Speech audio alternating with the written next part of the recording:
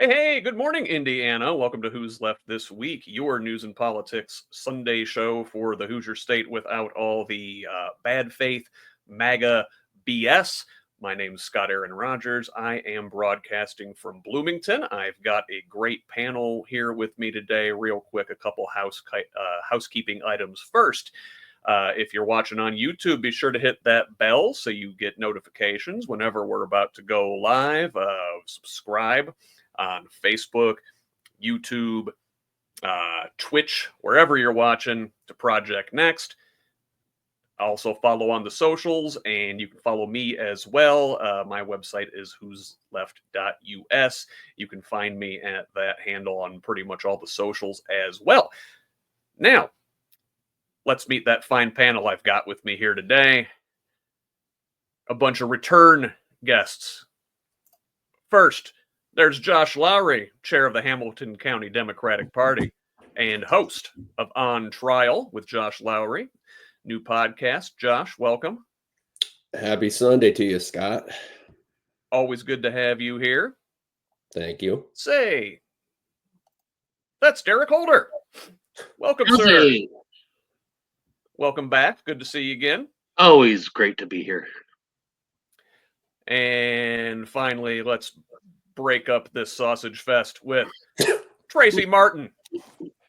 Tracie, welcome back. Always good to have you here. Thanks for having me. We needed a woman's touch on this panel. Okay, you got it. All right. So let's dive into this week's news, starting here in Indiana with a quick trip around the headlines in a segment I like to call Around the Corn. So first, Planned Parenthood in Indiana is at risk, citing a Supreme Court decision from last month that allowed South Carolina to exclude Planned Parenthood from its Medicaid program.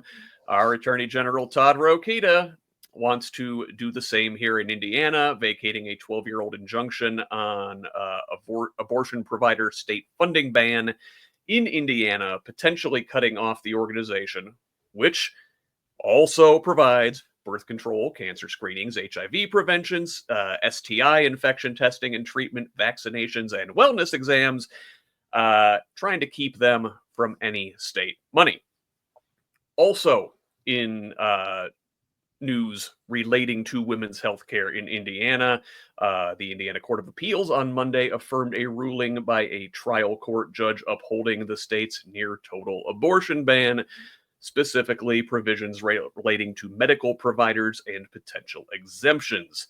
The underlying case here initially centered on the risk to the health of the mother and the rights of the providers, and delayed the implementation of the ban by roughly a year after the Indiana Supreme Court ruling in favor of the state's ban left it open for future challenges.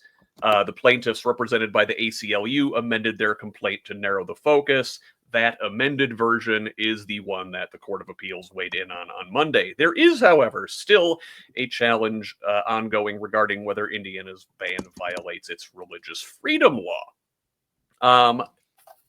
Also, really quick, before we take a break here, I want to talk about another court case. Another appeals court sided with the mothers in an attendant care case. So a federal appeals court this time affirmed a lower court's preliminary injunction allowing two Hoosier mothers to continue providing state-reimbursed caregiving services to their medically fragile children.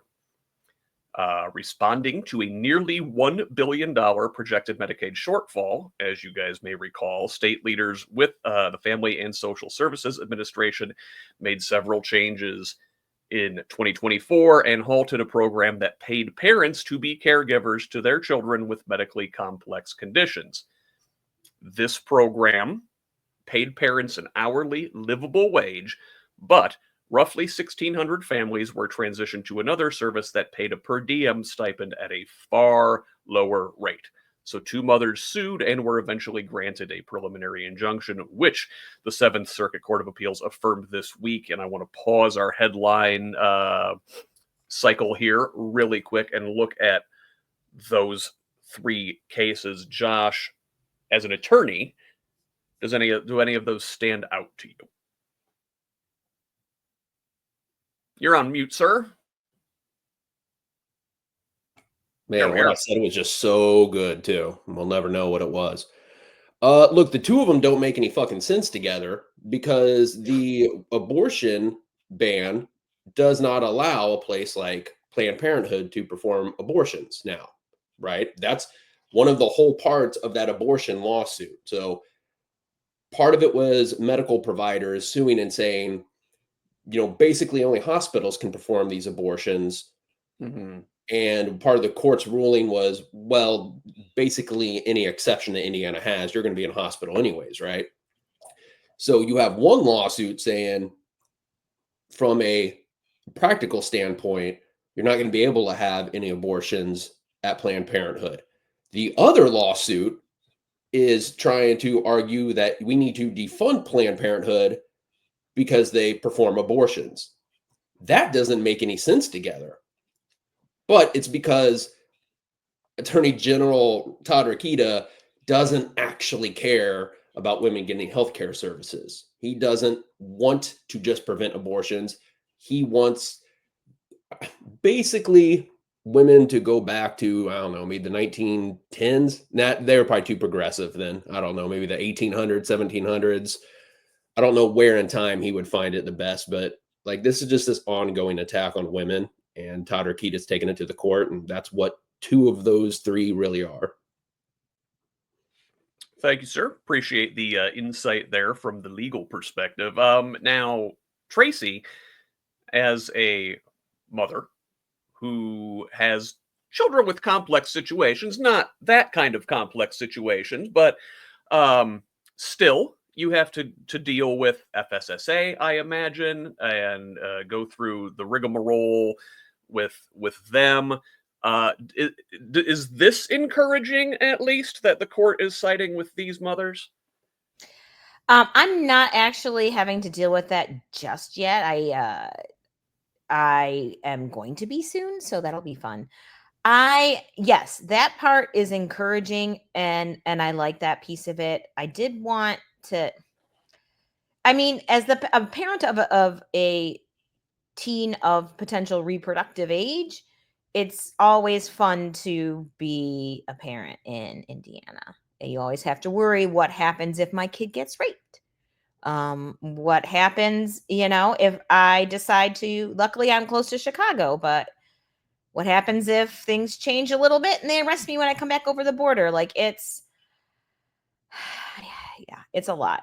And the other thing to keep in mind is that Planned Parenthood doesn't just provide reproductive services. Planned Parenthood also is one of the most prominent and one of the last remaining provider of trans services in Indiana. They aren't servicing teens or minors, but they do provide hormones and counseling and all kinds of services to the trans community that a lot of other providers just are simply getting out of that game altogether. So,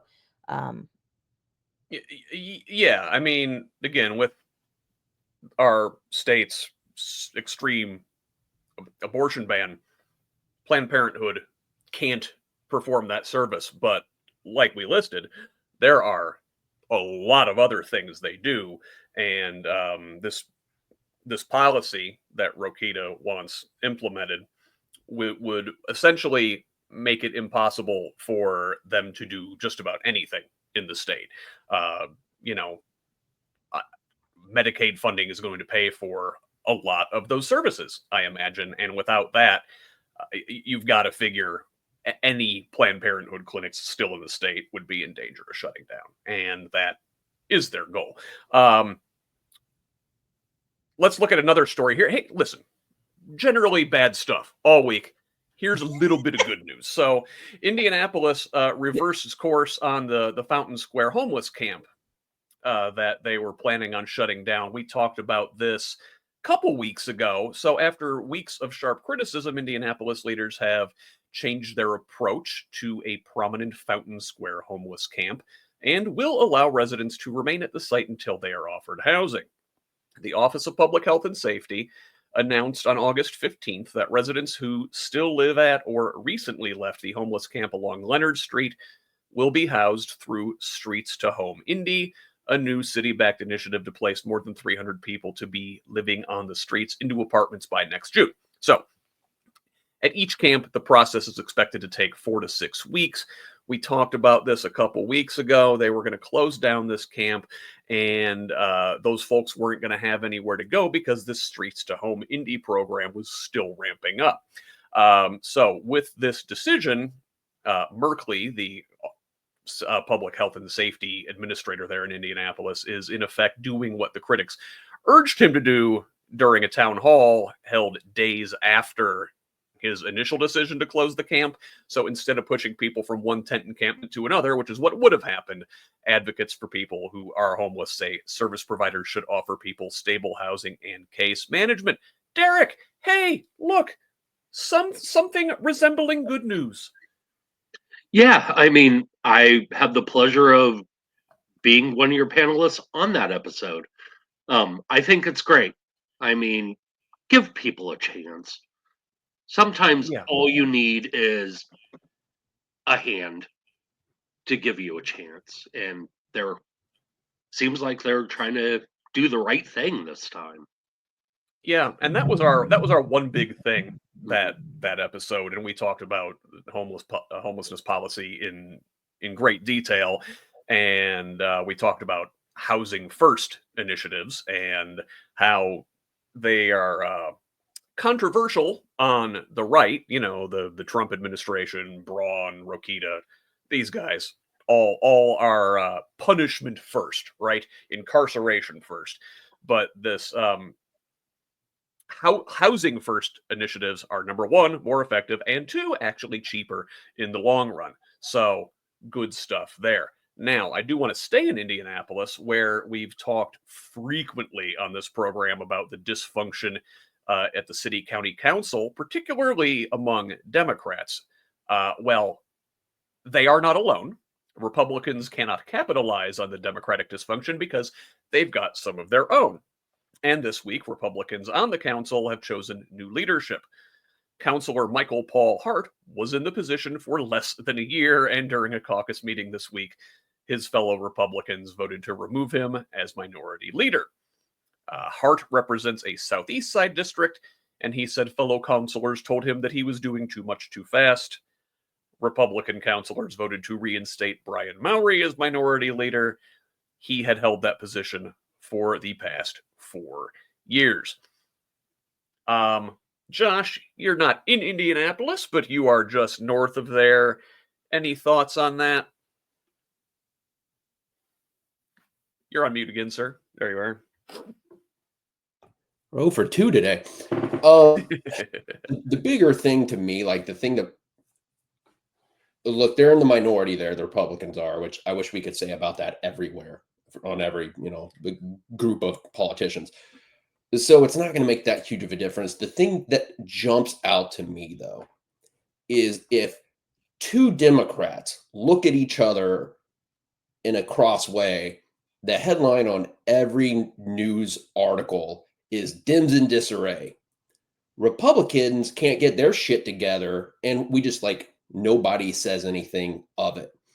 And it goes to something that drives me nuts, is just the double standard in the mainstream media, right? Like, I don't expect Fox News to cover stuff fairly, but the media that is supposed to be neutral jumps on any time two Democrats disagree on anything, as where Republicans, right now we're living through probably the most messy administration in presidential history at a minimum, right?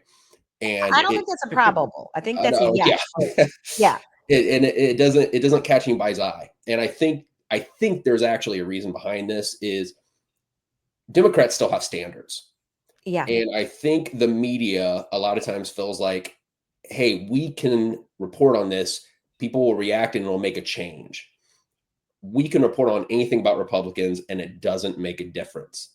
I mean, was it last year when they literally, the guy that won the primary, the Republican that was literally in jail for murdering his wife?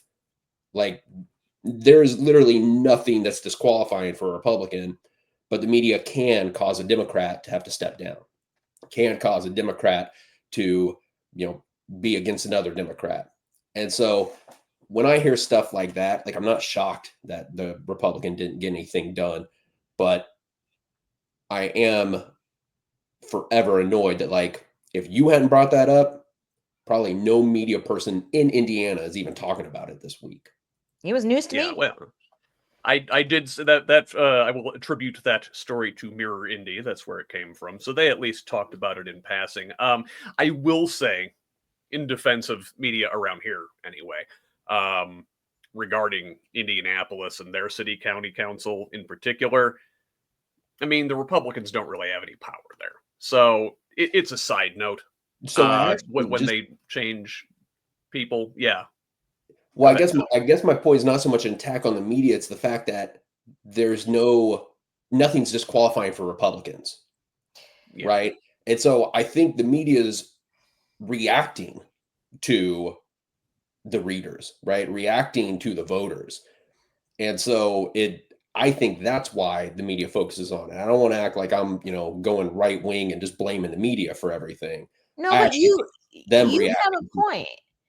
It's not, and it's just it's the nature of the media environment we're in, where if what your job is to get people to read or engage with your content, you give them what they will react to.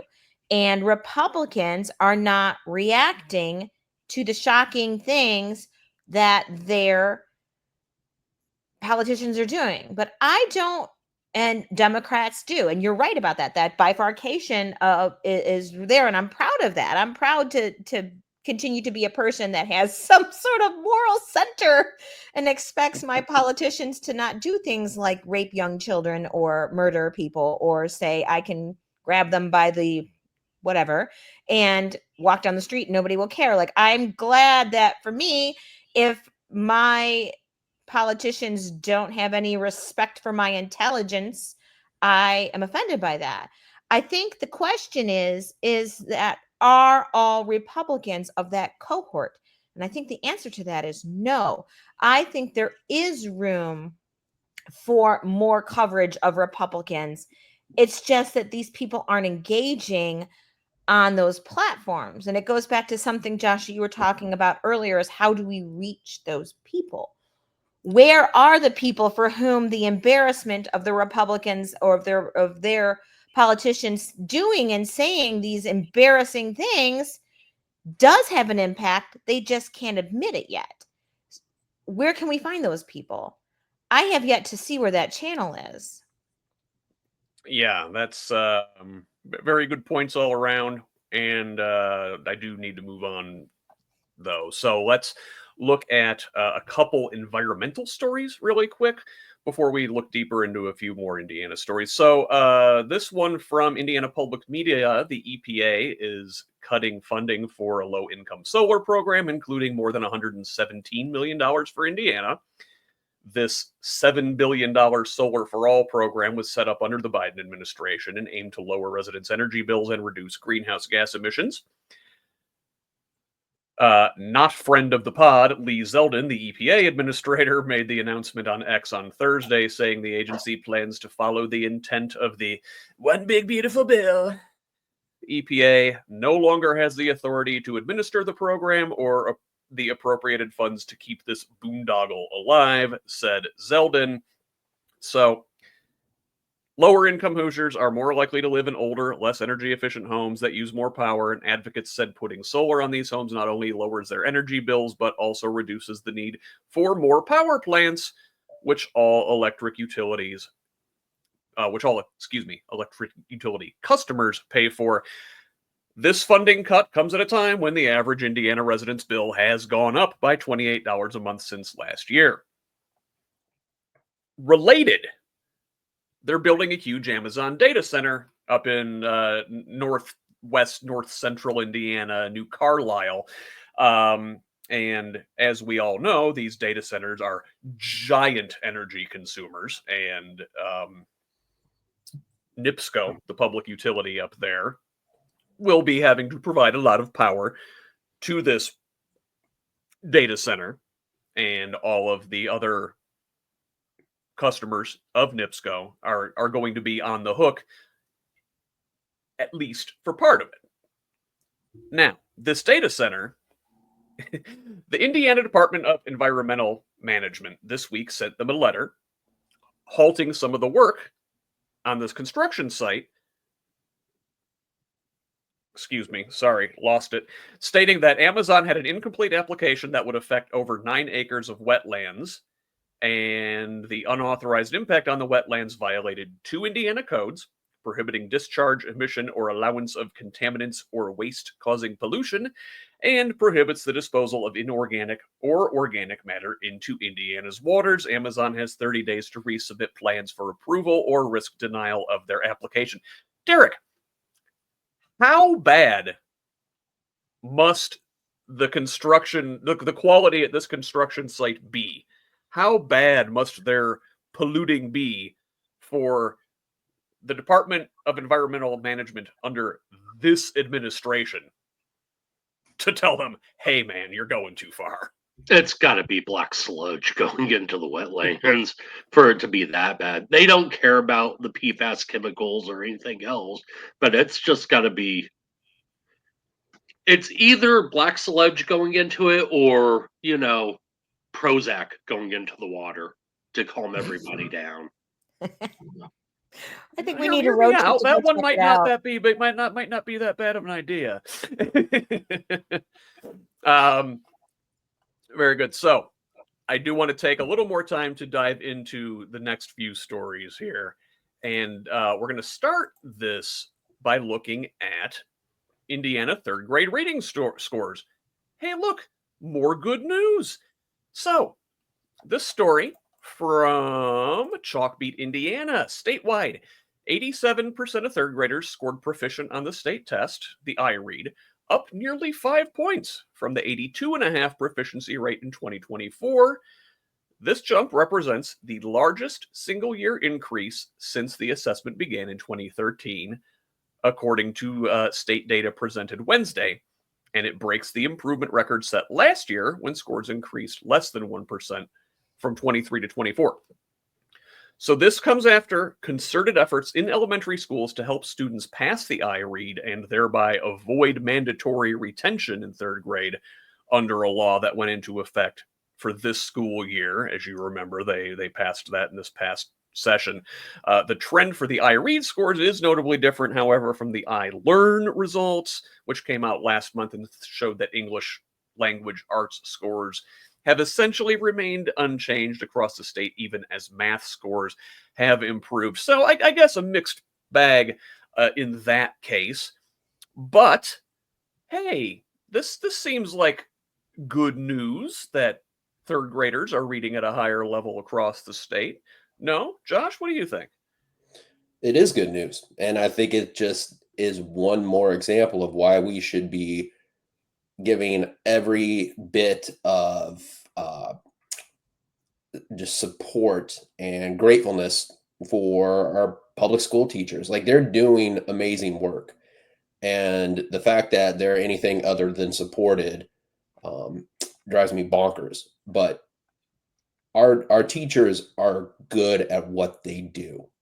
And I think this is just another example of that. I also think some of it is us learning. I mean, I could tell you, having multiple kids that were in school at the time, that time missed during COVID, it set a lot of kids back, right? And now, if I'm doing my math correctly, these third graders, this would be the first group that started school after all the COVID shut down. So there's not been any missed time. Look, we're going to deal with generational effects of the pandemic, and I think that this may be one of them. So shout out to the teachers. Thanks for everything they do. And hopefully we keep seeing this, but man, it is nice to see good news. You're all right. Yeah, that's what I was going to ask about, Trace. I was going to say, is this a matter of our teachers and administrators doing anything different? Or is this just, hey, we're finally getting back on our feet after all the pandemic stuff? It's a tough thing to say. I will say the fact that the scores haven't decreased given the difficulties of the environment teachers face nowadays. It is something to be celebrated, COVID or not COVID. Munster, so Munster and a lot of our schools, I don't know about you guys, whether you stayed in person during COVID. We did. I know a lot of people were really surprised by that. Our district was, and then the surrounding districts after were very committed to remaining in person after that first initial shutdown wave. And we were in person for the majority of the pandemic. So for us, we didn't have as much of that COVID downshift as other districts saw. But it's hard to be a teacher in Indiana. I would be very interested to see what those rates might look like if they weren't spending time doing stupid things like sending out emails or dealing with the problems of your children wanting to go by a nickname, or any of the worrying about what books are and what shelves they are on in their library. Like, there's a lot of gobbledygook and administrative issues that have been placed on our teachers because of this current administration and their priorities. So props to teachers for dealing with all that. Props to these scores staying where they are. I'd love us to continue to focus on these issues as opposed to other ones that take up time and energy and resources that we don't have. Yeah, and it should be noted, as good as it is to see this improvement, Indiana still lags behind a lot of our peers when it comes to education metrics across the board. Derrick, any thoughts? As a former physics teacher, Get out! It's yeah, they are accomplishing something that I had to leave because there was no support in, physics back during COVID. So, I give them props for getting these scores up.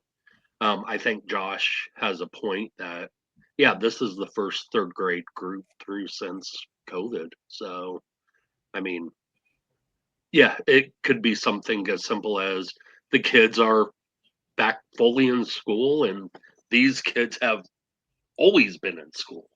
So, Yeah, and you know what? That might explain, as I'm thinking about it, the difference between the I read scores and the I learn scores, because I read is just given to third graders, and I learn, I want to say, is given to 3 through 8. So Right. the rest of that cohort, they are still recovering, I think, from the effects of COVID. But this third grade class, like Josh said, didn't have to go through that. Very interesting. Well noted. We don't want to be negative, but I mean, and like I said, like I owe my kids' teachers kidneys. Like they're heroes. They are great, and we love them. But we cannot stress enough that Indiana's investment in education and our educational metrics compared to peers across in every way, shape, and form, from higher education all the way down, particularly since we've been under Republican control, have consistently been metrics that nobody in this state is proud of. So, I don't want anyone, particularly a Republican, to leap upon this data and be like, look what we're doing, because they're not doing this. This is not anybody's success other than teachers that have been busting their ass. And these are things to be happy about, but they are not things to be proud of. Yeah, you could definitely see this Braun administration taking credit for this when really, these things were in place before they ever came to power in January. Yeah, I mean, give them 10 seconds and they'll be like, "Oh, look what we've done." No. Yeah.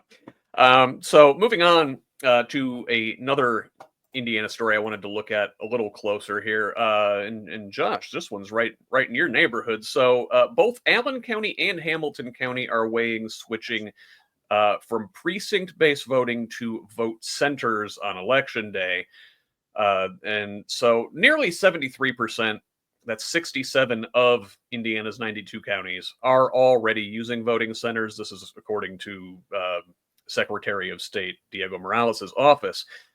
Marion County, that's Indianapolis, made the switch in 2018. So up in Allen County, the election board is reconsidering, a plan for 39 vote centers. So the election officials on Friday said they were confident 39 polling places would be enough to handle Allen County, but voters urged board members to consider more locations if they decide to switch.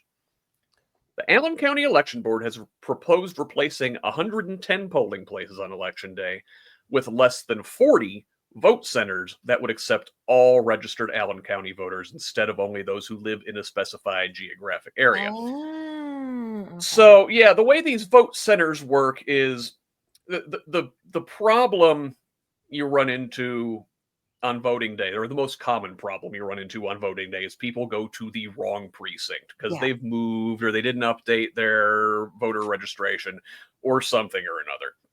So with these vote centers, well, you can go to anyone in the county and vote wherever you are, near your home, near your work, while you're running errands, whatever.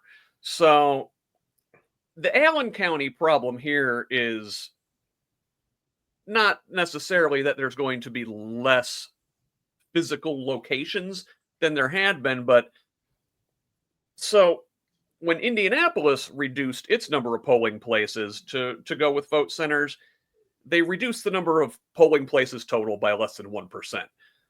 In Allen County, the local board has proposed cutting about 64% of places to vote. Now, in Hamilton County, right there in Josh's neck of the woods, they're also planning to implement vote centers. Their county officials are proposing 52, less than half of the number of polling locations open during the most recent election. The switch would allow the county to hire fewer poll workers. Currently, you need about 500 to 700, but with the proposal, it would only be about 400 to 500. Josh, what are folks in Hamilton County saying that you're hearing? Yeah, so they had their first public hearing on this week, and I actually went and spoke at it.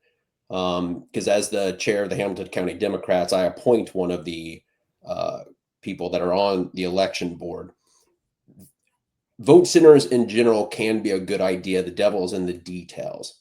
So I will tell you specifically to Hamilton County, although there would be half as many vote centers, they're actually proposing more voting machines. Okay.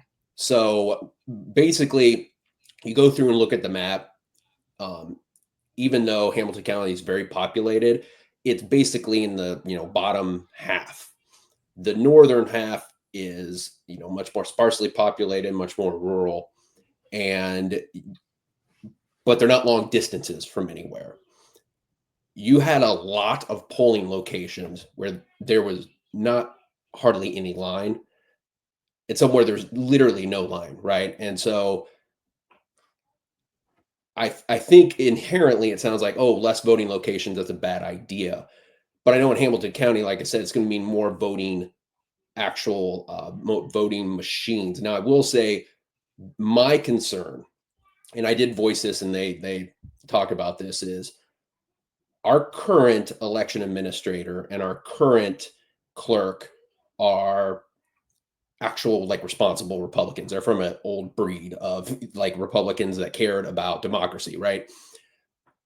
And so some of the discretion that would be left to them, the current the clerk and the current election administrator, I trust them, right?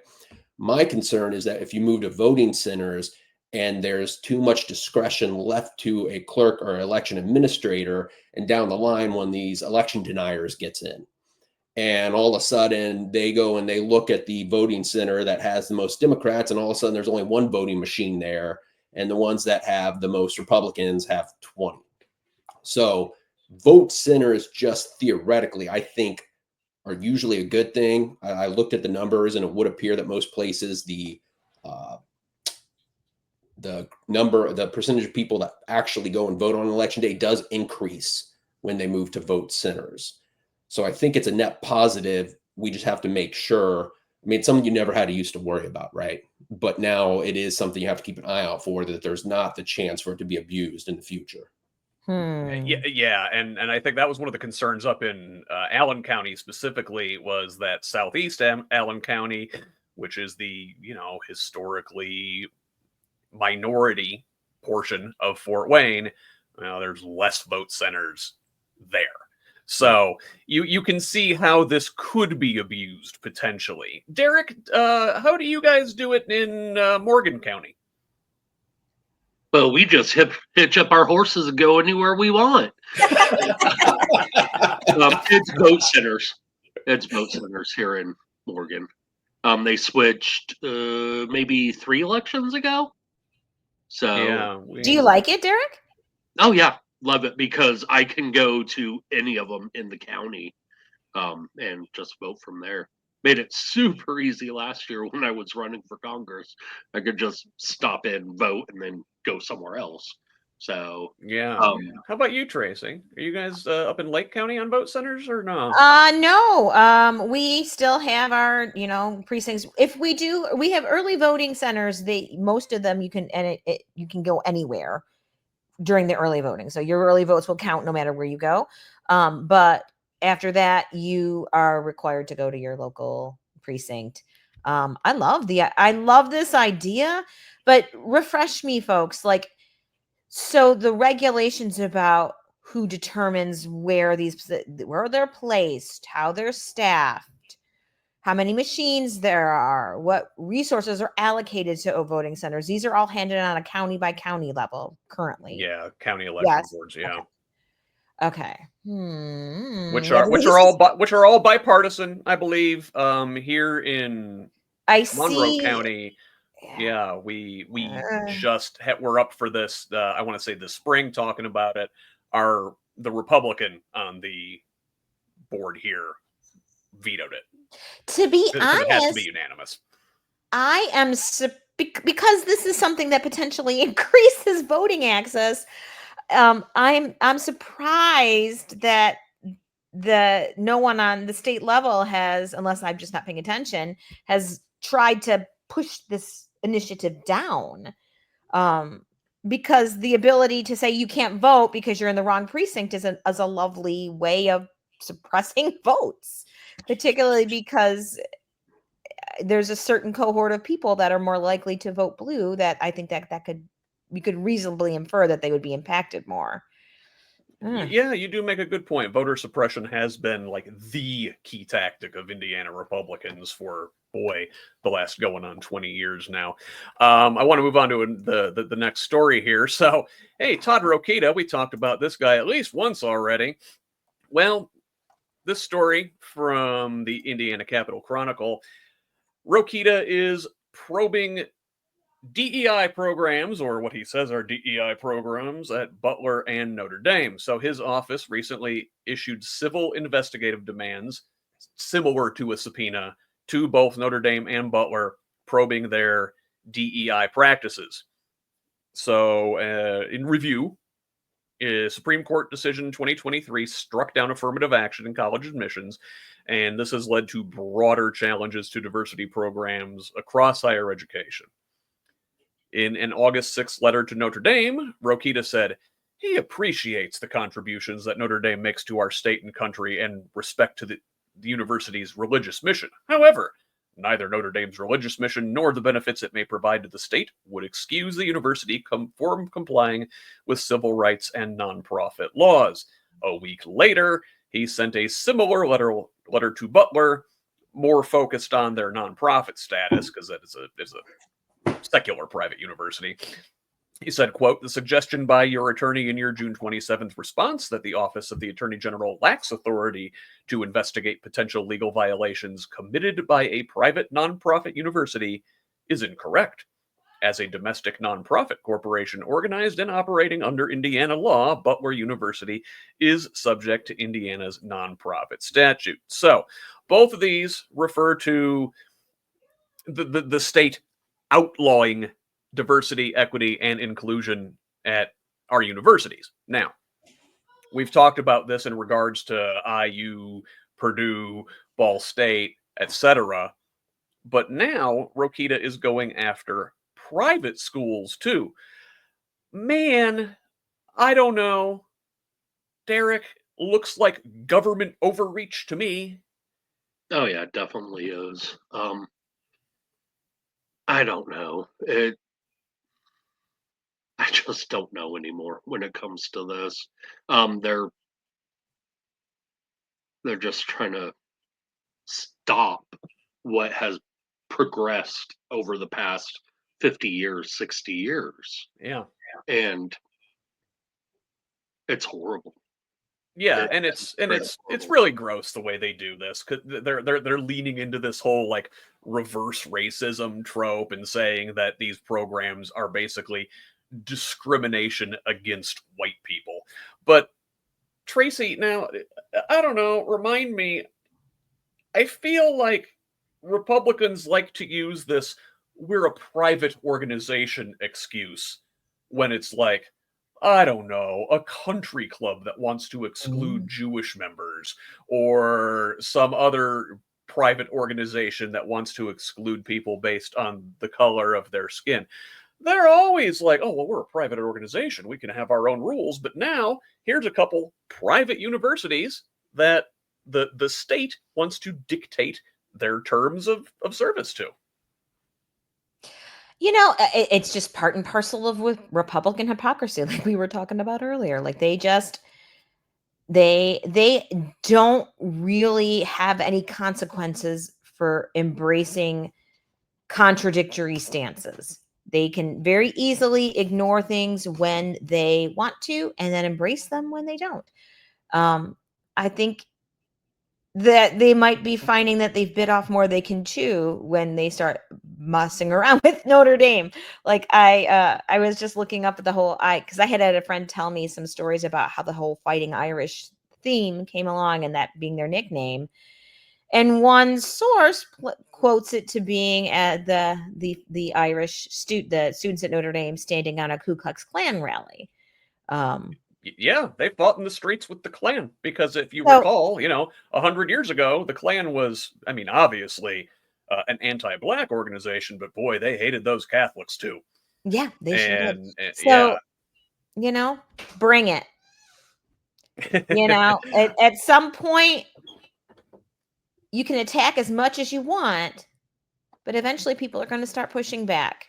And I think the more heavy-handed they go, particularly at these private institutions where they are invested in their own independence and they've already got deep infrastructures that don't rely upon state funding to manage, particularly a religiously based institution like Notre Dame, who is used to dealing with challenges to their religious freedoms. I think it's going to be interesting to see whether they picked on somebody that can push back in a way that other like IU can't. So yeah, let's see. And yeah, Rokita is himself an extreme Catholic. So let us see. Maybe he gets sideways with the Pope because of this, and bring it. Gets a good can smiting. I just interject something random here right now? This is so great. I live like 10 miles from the Pope's favorite pizza place, the one where those kids just did a fundraiser to get a pizza from there that they sent to Rome and delivered to the Pope. I just went there for the very first time and I had a Poperoni pizza. Yay, Aurelio's. Poperoni pizza. That's hilarious. It is. All right. And they are so proud. They are so proud of their connection to the Pope. He's everywhere in that restaurant. So if you ever come up this way, go visit it. It will restore your faith a little bit. Yeah, we've wound up in a weird place where the Catholic Church is a woke institution compared to our government.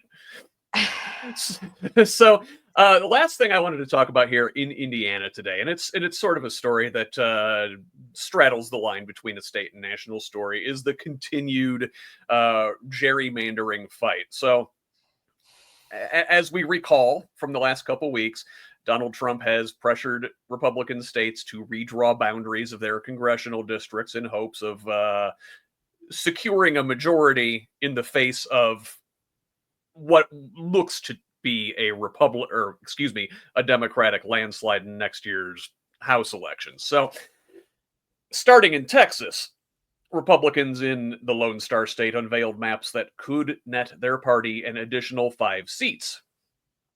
But many of the House Democrats there in Texas absconded to Illinois to prevent a quorum, and they did successfully prevent this map from being rammed through in this special section.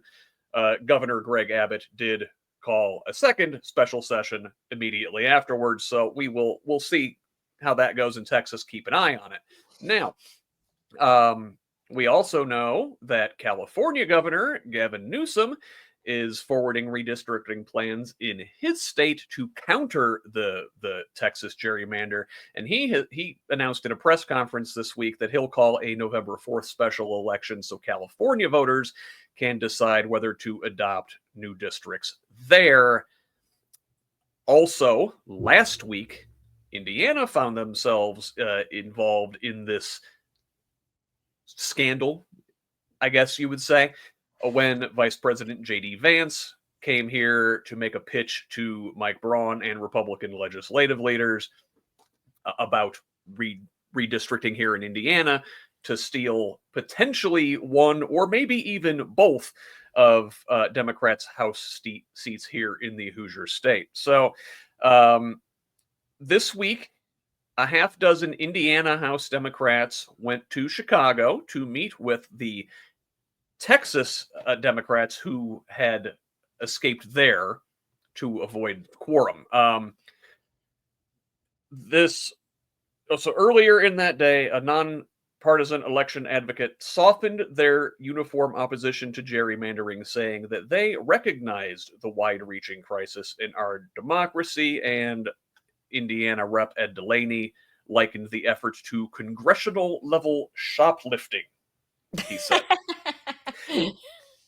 And I would say that is a fairly accurate statement. So interesting that this is a national nonpartisan election group saying essentially, boy, we've been advocating against gerrymandering this whole time, but if Texas is going to do this gerrymandering, if Indiana, if other red states are going to do this gerrymandering, well, then maybe you have to do some things to even that out. So before we get deeper into the Indiana specific details of this story, any thoughts there? Josh, I think I skipped you the last section. Yeah, I want everyone to understand very clearly the Republicans in Congress could ban partisan gerrymandering tomorrow, right? This is an issue that is clearly left to it's left to the states initially, but Congress can step in and make rules about this.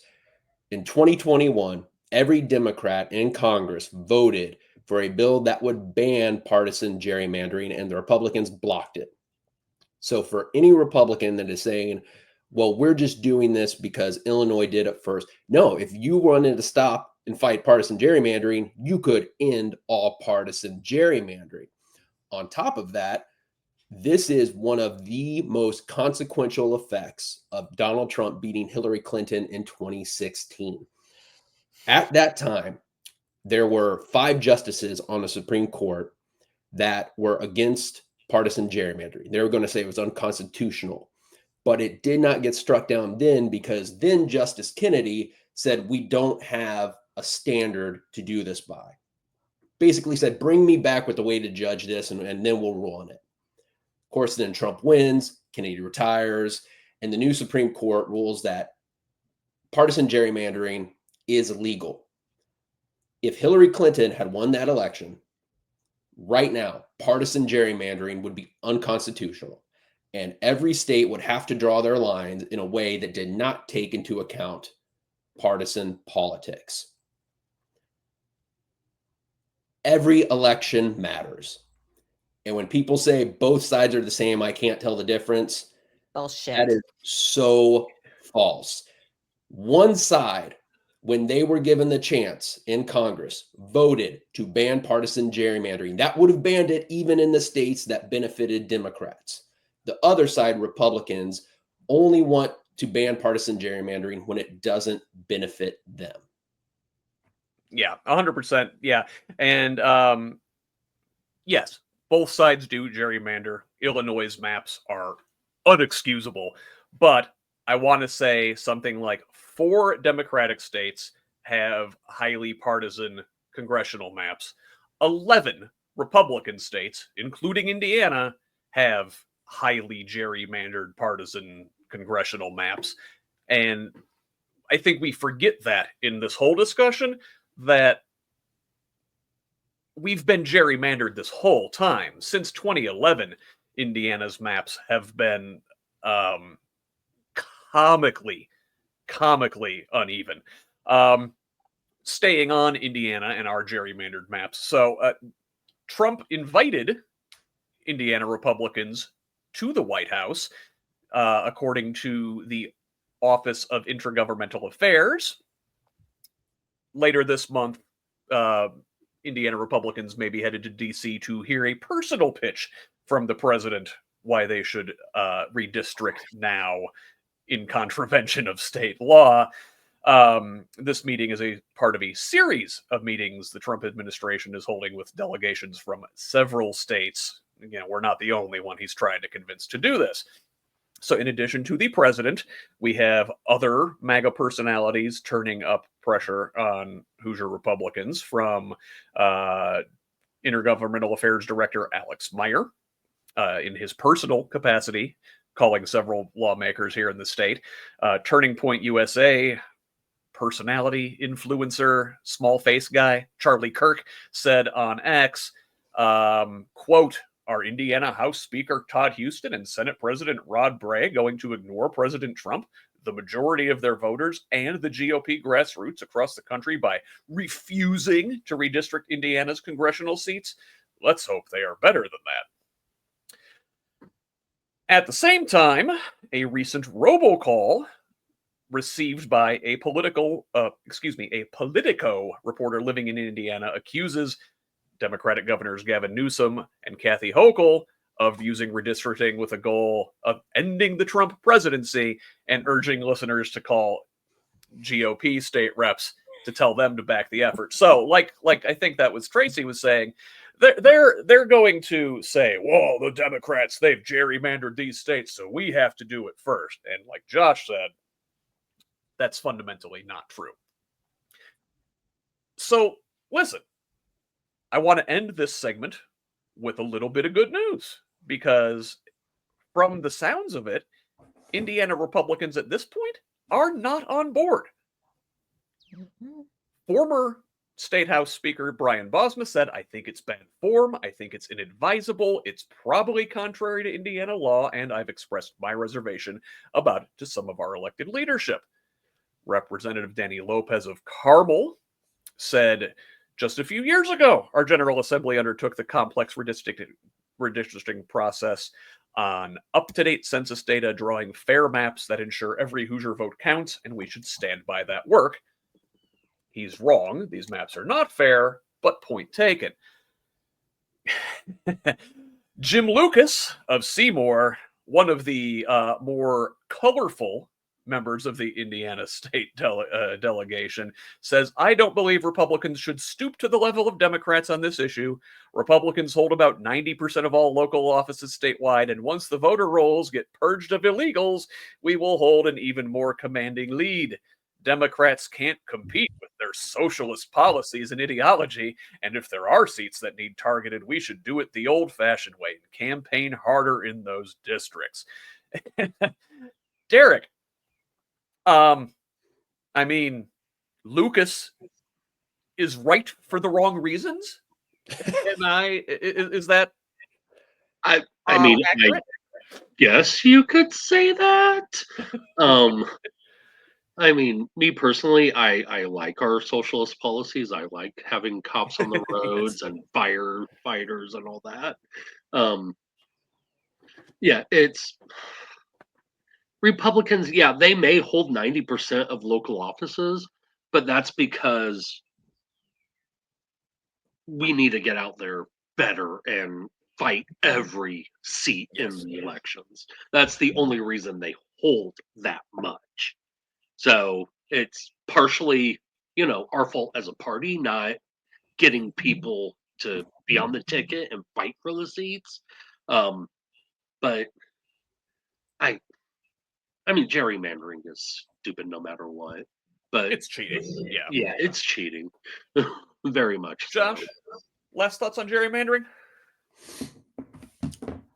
If I can be honest, something feels off because you are right. The Republicans that are coming out against this, that's just not been the MO for the last 5 or 6 years for them, right? Like they usually just come up with a fake excuse for this. So I can't quite figure out what that is. And I think it boils down to one of two things.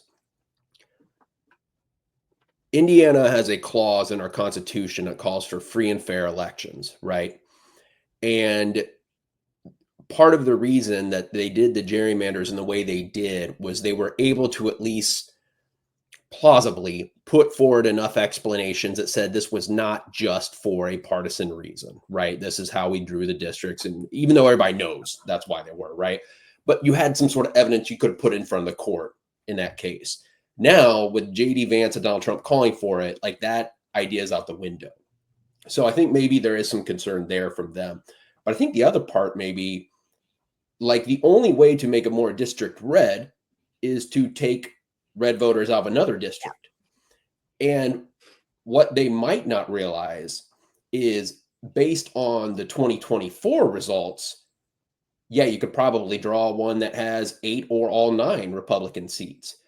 But this isn't 2024. And in 2026, if you make 4 congressional seats now, even within 15, 20 points of each other, which sounds pretty red, well, we could be in a recession. People could be tired of, masked federal agents kidnapping people off the streets.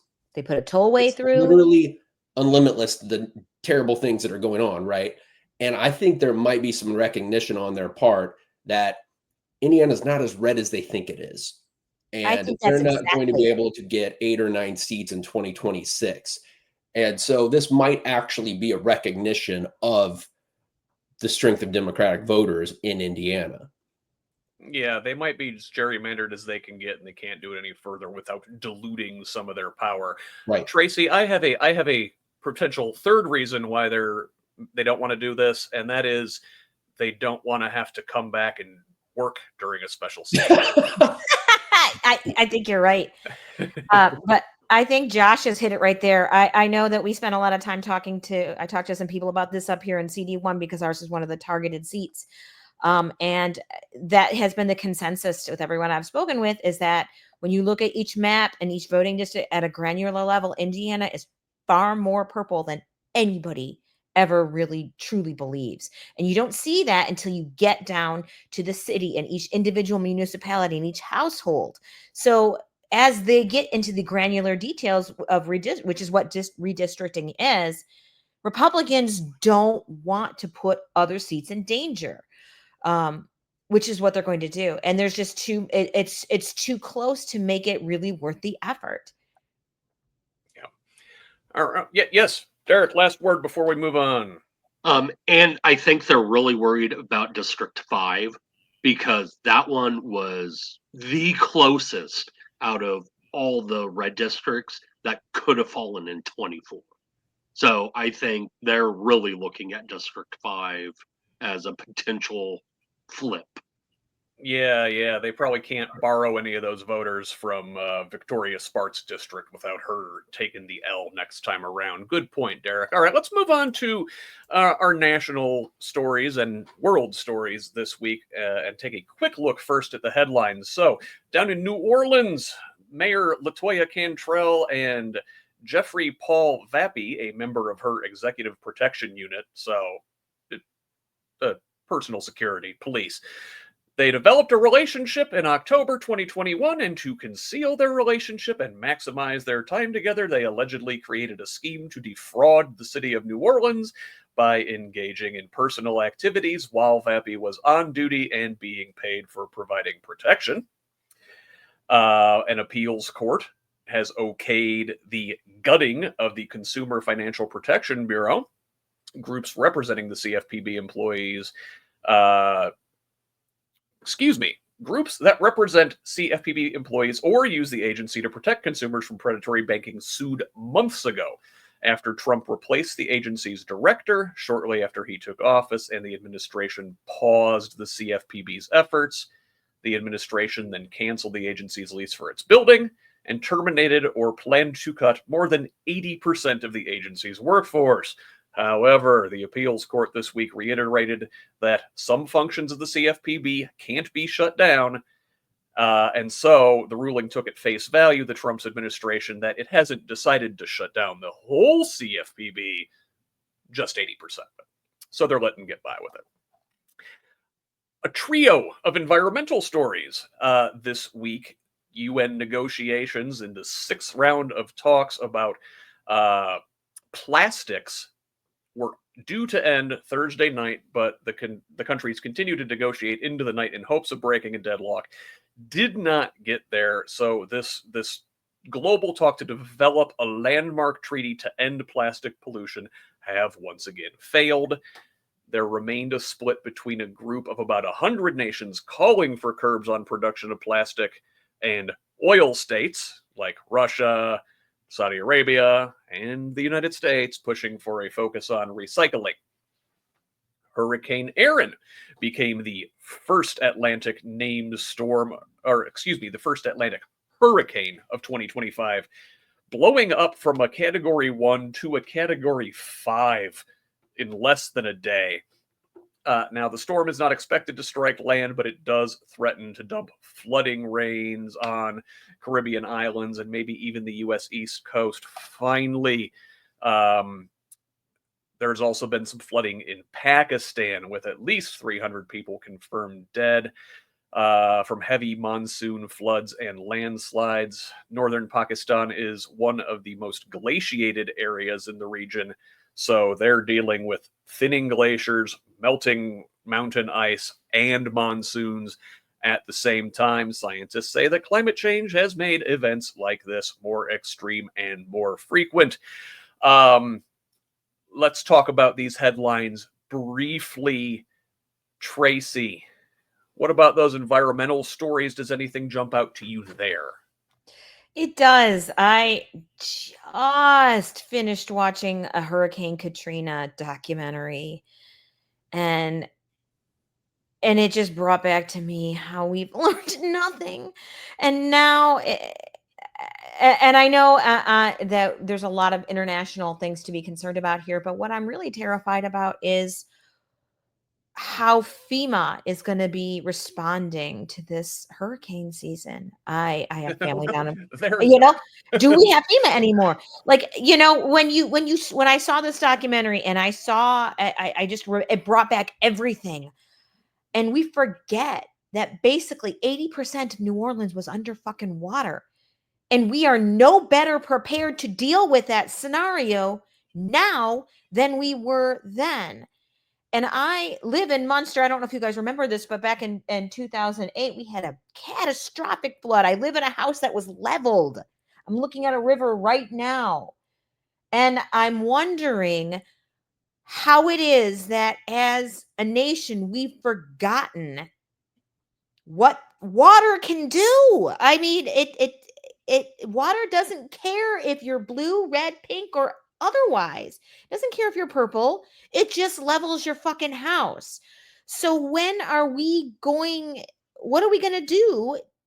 And when are we going to learn again? Is this what's going to have to happen? Is Rita going to have to turn into something that decimates the South before we reinvigorate interest in FEMA again? Yeah. they're saying this hurricane season is going to be a big one. And Aaron here might miss the States, but we're going to get landfall in at least one catastrophic storm this fall. And with Trump's FEMA cuts and everything else, and just the fact that Republicans have given up on climate change mitigation entirely, does not bode well for us. Josh, that New Orleans story catch your eye at all? Yeah, because I think we were talking earlier about double standards, right? Mm-hmm. And when it comes to personal security, everybody was okay with it when Kevin Costner and Whitney Houston fall in love. But now, just because it's a mayor, it's a problem for some reason. All right. You make me want to watch The Bodyguard again. I mean, I don't know. I looked at that and I was just like, I don't know. Look, if the allegations are true, I don't know what goes through people's minds that they're not going to get caught, like, on anything. It's like every time you read about some sort of like public corruption scheme, you're like, did they think that no one would read an email? I don't know. It seems so ridiculous. Brazen. So brazen. Yeah.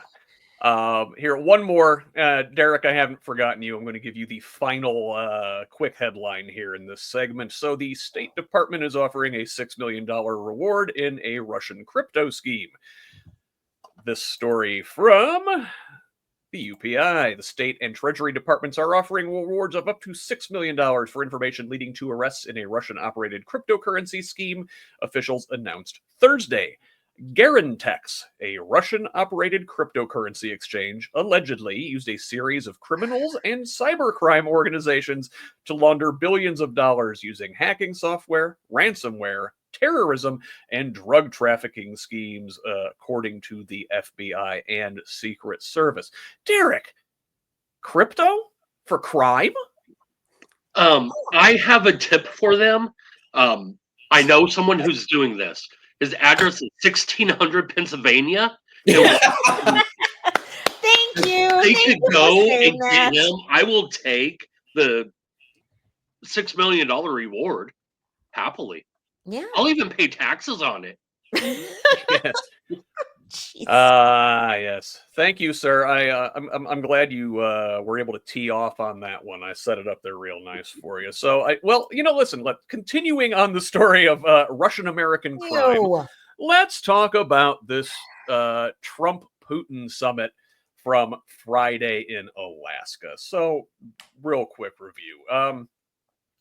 Russia's reaction to this summit has been nothing short of jubilant, according to this story from The Guardian, with Moscow celebrating the fact that the Russian leader met his U.S. counterpart without making concessions and now faces no sanctions despite rejecting Trump's ceasefire demands. On Friday, Putin demanded that Ukraine withdraw from Donetsk and Luhansk, two provinces in Ukraine, as a condition for ending the war, but offered Trump a freeze along the remaining front line, according to two sources with direct knowledge of the talks. Yesterday morning, Trump also publicly dropped plans for an immediate ceasefire he himself had championed for months, instead embracing Putin's preferred path to ending the war, pushing through a far-reaching agreement before halting any fighting. So, according to Tatiana Stanovaya, a senior fellow at the Carnegie Russia-Eurasia Center, she said, quote, Trump now appears to be shifting much of the responsibility onto Kiev and Europe. Ukraine is likely to face increased pressure from the U.S. to begin substantive discussions of Putin's conditions. She added that Trump was once again clearly charmed and impressed by his interlocutor, referring to the warm body language and effusive compliments the U.S. president directed at Putin. I will open this up to the group. They literally rolled a red carpet out for Putin on American soil. Tracie, you can barely contain yourself. I Have at it. I'm sorry, guys, but like, my God, look at his face. He's so happy. Okay, there's a picture of me when I was a little girl, and I am at Disney World for the first time, and I'm greeting Winnie the Pooh, who was my stuffed animal. And that's the same fucking expression on my face. Like, I've met God. It's embarrassing. There's a Winnie the Pooh Xi Jinping joke in there somewhere, but it's the gears are turning real slow. Yeah. I mean, I don't know whether to tell them to get a room or whether I just want to tell Trump, like, that's the Wizard of Oz. You are being played. Like, I don't know whether to feel sorry for Trump or embarrassed for Trump or ashamed of my country or all of the above, but what do you guys has got to take over here? Because I am out of words. I mean, like, look, there's some big, and this could be an entire episode on itself, like effects of how this is going to, affect Ukraine and our relationship with other countries. But the two things that immediately stand out to me: one, I've never understood this, the Republicans' obsession with Donald Trump as an alpha male when he gets sunned by every other global leader. I mean, he literally, like, it's embarrassing the way that he acts with Putin. That's not what I typically thought of as like an alpha male. Like, I guess when I hear that, I think, okay, they're talking toxic masculinity, but still in my head, it'd be like, Rambo or Arnold Schwarzenegger in the 80s or something like that. Or Kevin Costner when he saves Whitney Houston in The Bodyguard, but not Donald Trump in his current incarnation. The other one is Donald Trump doesn't know that Alaska is part of America. Did you see this? He kept saying when they're in Alaska, he's like, well, when we get back to America, like, buddy, you're in it. I don't know. I mean, I understand the Constitution only has certain qualifications for the president, but I feel like knowing that Alaska is part of America probably should have been one of those qualifications. Yeah, well, and there's maps in Russia, I guess, that still refer to Alaska as Russian America.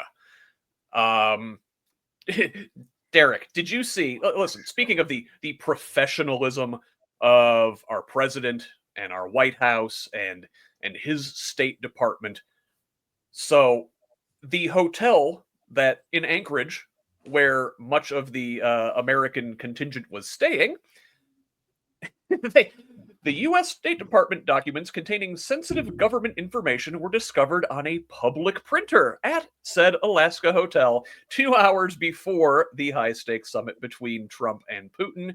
8 pages containing a schedule, several phone numbers of government employees, and a lunch menu were found at this public hotel printer at Hotel Captain Cook in Anchorage, which sounds like a fish restaurant, but I don't know. This is a 20-minute drive from Joint Base Elbendorf-Richardson, where the two world leaders met on Friday. Just professionalism all around, eh, Derrick? Oh yeah, total. Yeah. I mean, I've worked in jobs. If I left something on a printer, I would get strung up. I mean, come on, just grab all your stuff off the printer. It doesn't help that we've had so many of these issues under this current administration. Like, oops, I accidentally added a reporter to battle plans. Oops, I left itinerary for the president and other foreign leaders just sitting on a printer. Yeah, not good. It makes us look really, really bad. It's sloppy. Just leaving your important classified documents in printers. Sloppy. Inviting journalists to signal chats where you're discussing war plans. Sloppy. Whatever Trump was doing with Putin in the back of the presidential limo. Sloppy. There was.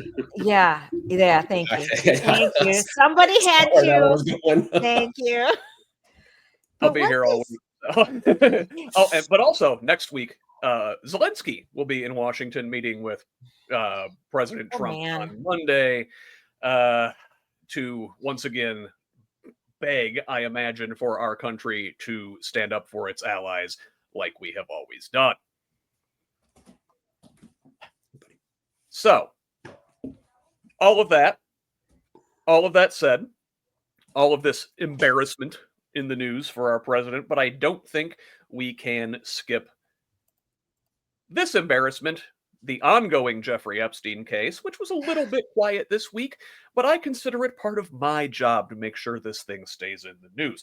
So, on Monday, a federal judge in New York denied the Trump administration's motion to unseal grand jury testimony from the criminal case against Jeffrey Epstein associate Ghislaine Maxwell. U.S. District Judge Paul Engelmeyer smacked down the administration, saying the transcripts would, quote, not reveal new information of any consequence. Its entire premise that the Maxwell grand jury materials would bring to light meaningful new information about Epstein and Maxwell's crimes or the government's investigation into them is demonstrably false, he wrote. He continued that the transcripts contain material already in the public record, lack any first-hand information about Epstein's and Maxwell's crimes, do not identify anyone other than Epstein or Maxwell who had sexual contact with a minor, mention any clients, shed light on their methods, or provide new information about Epstein's death. Insofar as the motion to unseal implies that the grand jury materials are an untapped mine lode of undisclosed information about Epstein or Maxwell or Confederates, they are definitely not that, end quote. Josh, that I want to say is what they call in legal terms a smackdown. It is, but this is all like a red herring, right? Like the thing that the Trump administration is trying to do is say that we have to release these grand jury transcripts. They don't need the court's permission to release the Epstein files. First off, these grand jury transcripts probably don't have anything about Trump in them, right? Like when you are on trial for something, you're on trial for that thing, and they actually do try to isolate it to that issue and not a global thing, because you're being tried for that crime, not for the person that you are. You may be a terrible person, but if you're on trial for murder, you're only on trial for that murder, not just being a shitty person. There's probably no reference to Trump in the grand jury transcripts. That's why they want him released. So they can go, aha, no Trump. Never mind the fact that apparently the the FBI has already presented over 1,000 references to him, like in the files. Like if they wanted to release Epstein files, they could release them. They don't want to release the Epstein files, so they're trying to find a way to release something about Epstein that won't have Trump in it, so they can go, look, see, never happened, despite the fact that there's an absurd amount of photos and videos of the two together. Yeah, 100%. This thing is definitely a distraction, a diversion. Well, hey, look over here. We've got a thing. Look, no Trump in the files. But look at what they're distracting from. So, also this week, in this case, a claim circulated online that a federal prison in Texas cleared Jeffrey Epstein associated and convicted sex offender Ghislaine Maxwell to leave the facility on work release. This claim came from a Substack post by Allison Gill. That's Mueller, she wrote, the owner of an independent podcast network and a former government employee. So Gill's post included screenshots of what she claimed was Maxwell's Bureau of Prisons record that showed a custody level that implied Maxwell was allowed to leave prison to work. Snopes could not independently verify Gill's screenshots because they used an anonymous source. However, a Bureau of Prisons spokesperson says the agency could not vouch for the screenshots' authenticity. Now, whether it's true or not, according to Bureau of Prison guidelines, minimum security prisons, like FPC Bryan, to which Maxwell was transferred on August 1st, can only house inmates with custody levels that allow them to leave the facility's secure perimeter for work. Therefore, according to the Bureau of Prisons' own guidelines, Maxwell would have such a custody level. Derrick, gross. Gross. Ew. Did you want to live in that community if Ghislaine Maxwell's out on work release? Well, first of all, it's Texas, and I won't want to live in Texas anyway.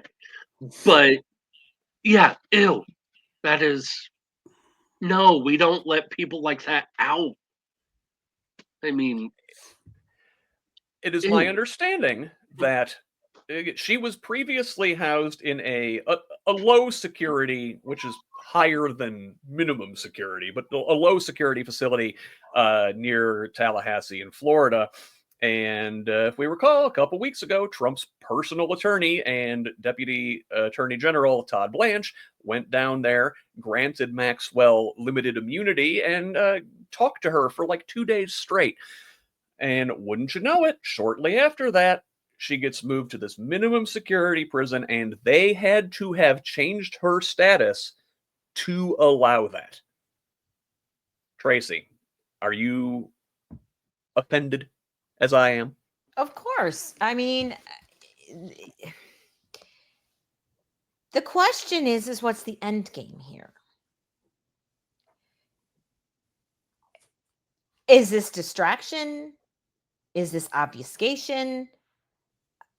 I hate going down rabbit holes of conspiracy theories.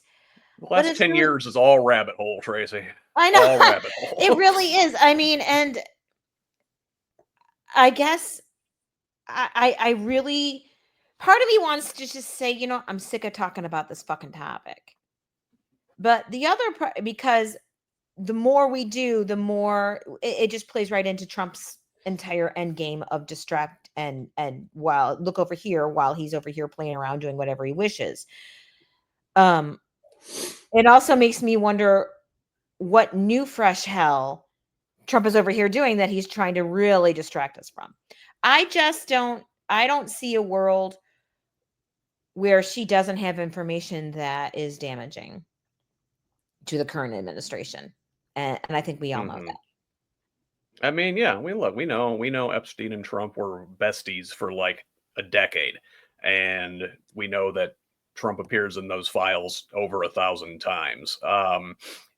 You can't say that her being transferred and having her status downgraded to minimum security is anything other than a gift to her for either not saying something about Trump, saying Trump was nowhere to be seen. Maybe she throws Democrats under the bus.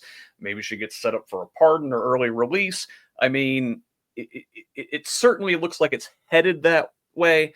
And my only hope is that this case stays in the spotlight, and the MAGA contingent who are upset about this actually revolt against their daddy. Well, see, though, the thing is, Scott, is like, because it seems, I mean, I know we're talking about it here, but I'm not really seeing MAGAs going ballistic about this.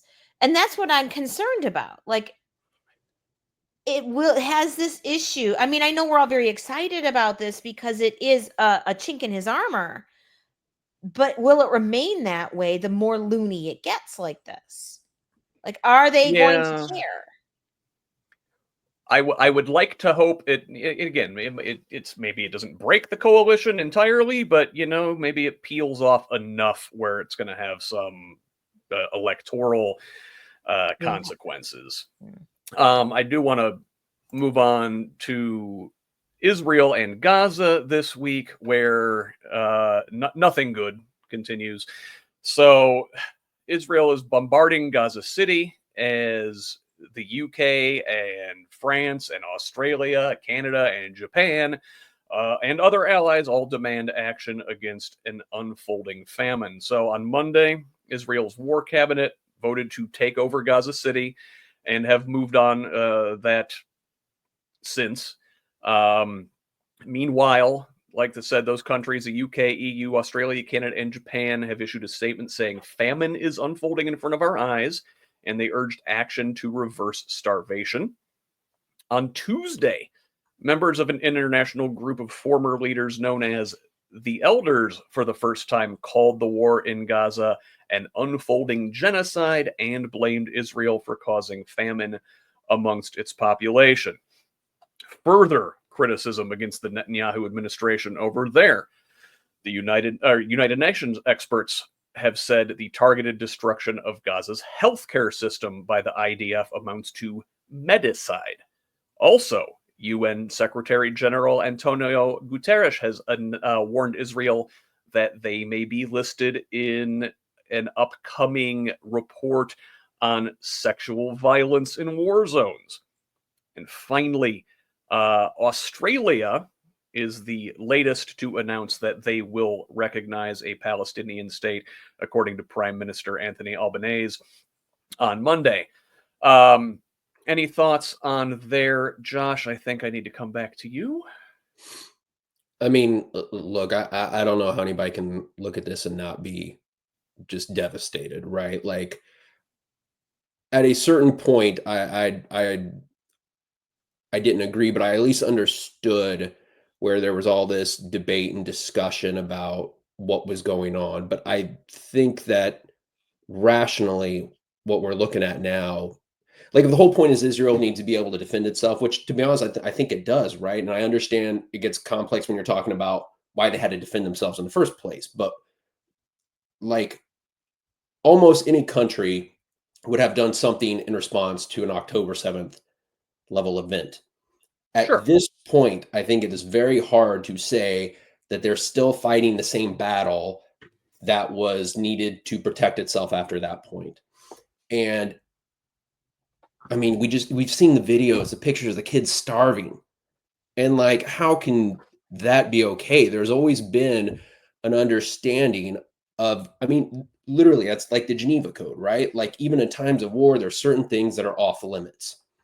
And what's happening right now, I mean, you have to think about not just what's happening right now, but the long-term effects, because for a lot of people that are coming of age now and are just starting to learn about real world events, this is going to be how they remember Israel.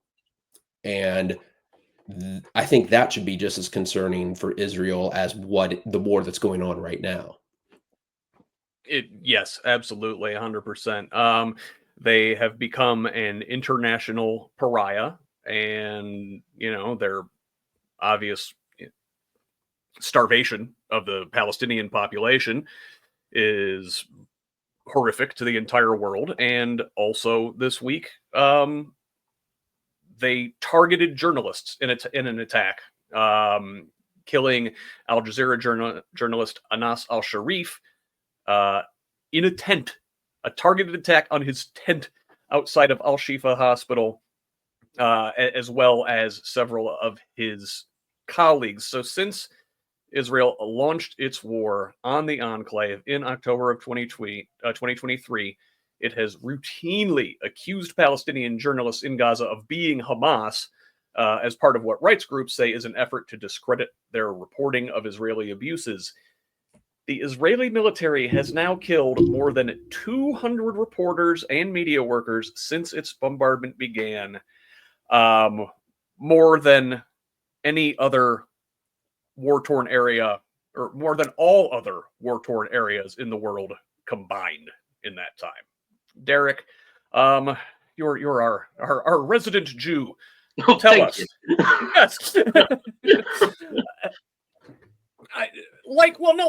Josh said, Israel is, bringing shame upon itself, becoming an international pariah, ruining its reputation. The Netanyahu government has done a really good job of trying to equate its government and the state of Israel with all Jews worldwide. And that, I think, brings harm to the Jewish people, does it not? Oh, yeah. It breeds anti-Semitism. It just, I mean, if you link the religion with the country, pretty much you're turning, and it hurts to even say this, but you're turning Israel to a Jewish version of Iran, a theocratic state that you can't do that. Yeah. I mean, the biggest thing is they need to get rid of Netanyahu. I'll scream it from the top of Mount Sinai if I have to. Get rid of Netanyahu again. We all knew this was going to happen, and they're using Geneva as a checklist rather than a no-do list. So it's horrible. It is extremely horrible. And I'll say this. Netanyahu's not even the worst of the bunch, because his coalition includes extremists even further to his right, including Finance Minister Bezalel Smotrich, who announced further illegal settlements in the West Bank this week, approving tenders to build more than 3,000 housing units in something called the E1 settlement project between Jerusalem and Ma'al Adumim, a plan that he claimed Thursday buries the idea of a Palestinian state. Again, these settlements are illegal under an international law, and with all of the attention on Gaza, rightfully so, the far-right Israeli government has also incurred further and further into the West Bank as well. Tracie, any final thoughts over there in the Middle East before we move on? Yes, I do. I think it's important for us to keep in mind that a vast number of Israelis feel about Netanyahu the way that we feel about Trump. Yeah. To them, their country has been hijacked in the way that we feel our country has been hijacked.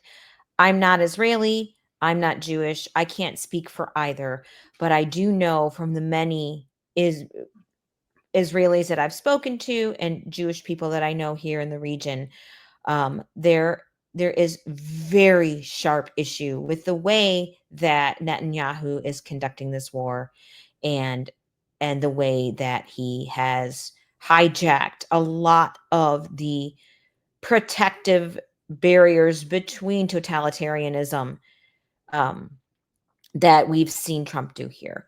So, to those people that feel that way, I mean, I feel grief because they've lost something precious to them.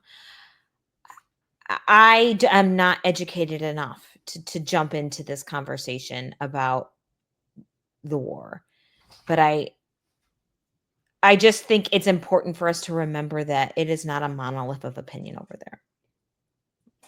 Absolutely, 100%. And I think that's perhaps the most pernicious thing about Netanyahu and his government trying to equate the state of Israel with Jewishness, and when it flattens all people, it like you said, we're not a monolith here. A lot of, half of our country at least doesn't like our leadership. A lot of the Israelis don't like their leadership. And by equating Netanyahu, Israel, and the Jewish people, he really, it's in a way, it's a kind of simplifying of what it means to be Jewish. It flattens an entire group of people and says, you are all this. And that is always a bad idea, Have you guys seen this story? This one was really disturbing. So, Meta AI was discovered to have internal documents sort of as a guideline to their AI chatbots. And Reuters got a hold of this internal policy document revealing the social media giant's rules for chatbots, which have permitted provocative behavior on topics including sex, race, and celebrities. So check this out. From this article, an internal Meta Platforms document detailing policies on chatbot behavior has permitted the company's artificial intelligence creations to engage a child in conversations that are romantic or sensual, generate false medical information, and help users argue that black people are, quote, dumber than white people. So, the fact that Meta's chatbots flirt or engage in sexual role play with teenagers was previously reported by the Wall Street Journal, and Fast Company has reported that some of Meta's sexually suggestive chatbots have resembled children. But this document seen by Reuters provides a fuller picture of the company's rules for AI bots, and I encourage everybody to check out this article because it does detail a whole series of sort of prompts and what is acceptable and what is not acceptable for the chatbot to reply in response. The standards prohibit Meta from encouraging users to break the law or providing definitive legal, healthcare, or financial advice.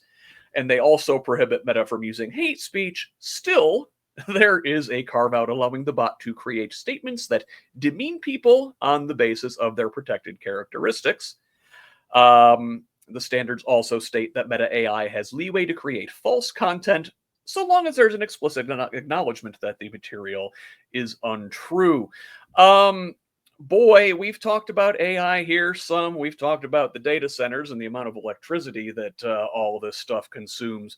But man, this is some weird, dystopian, creepy stuff.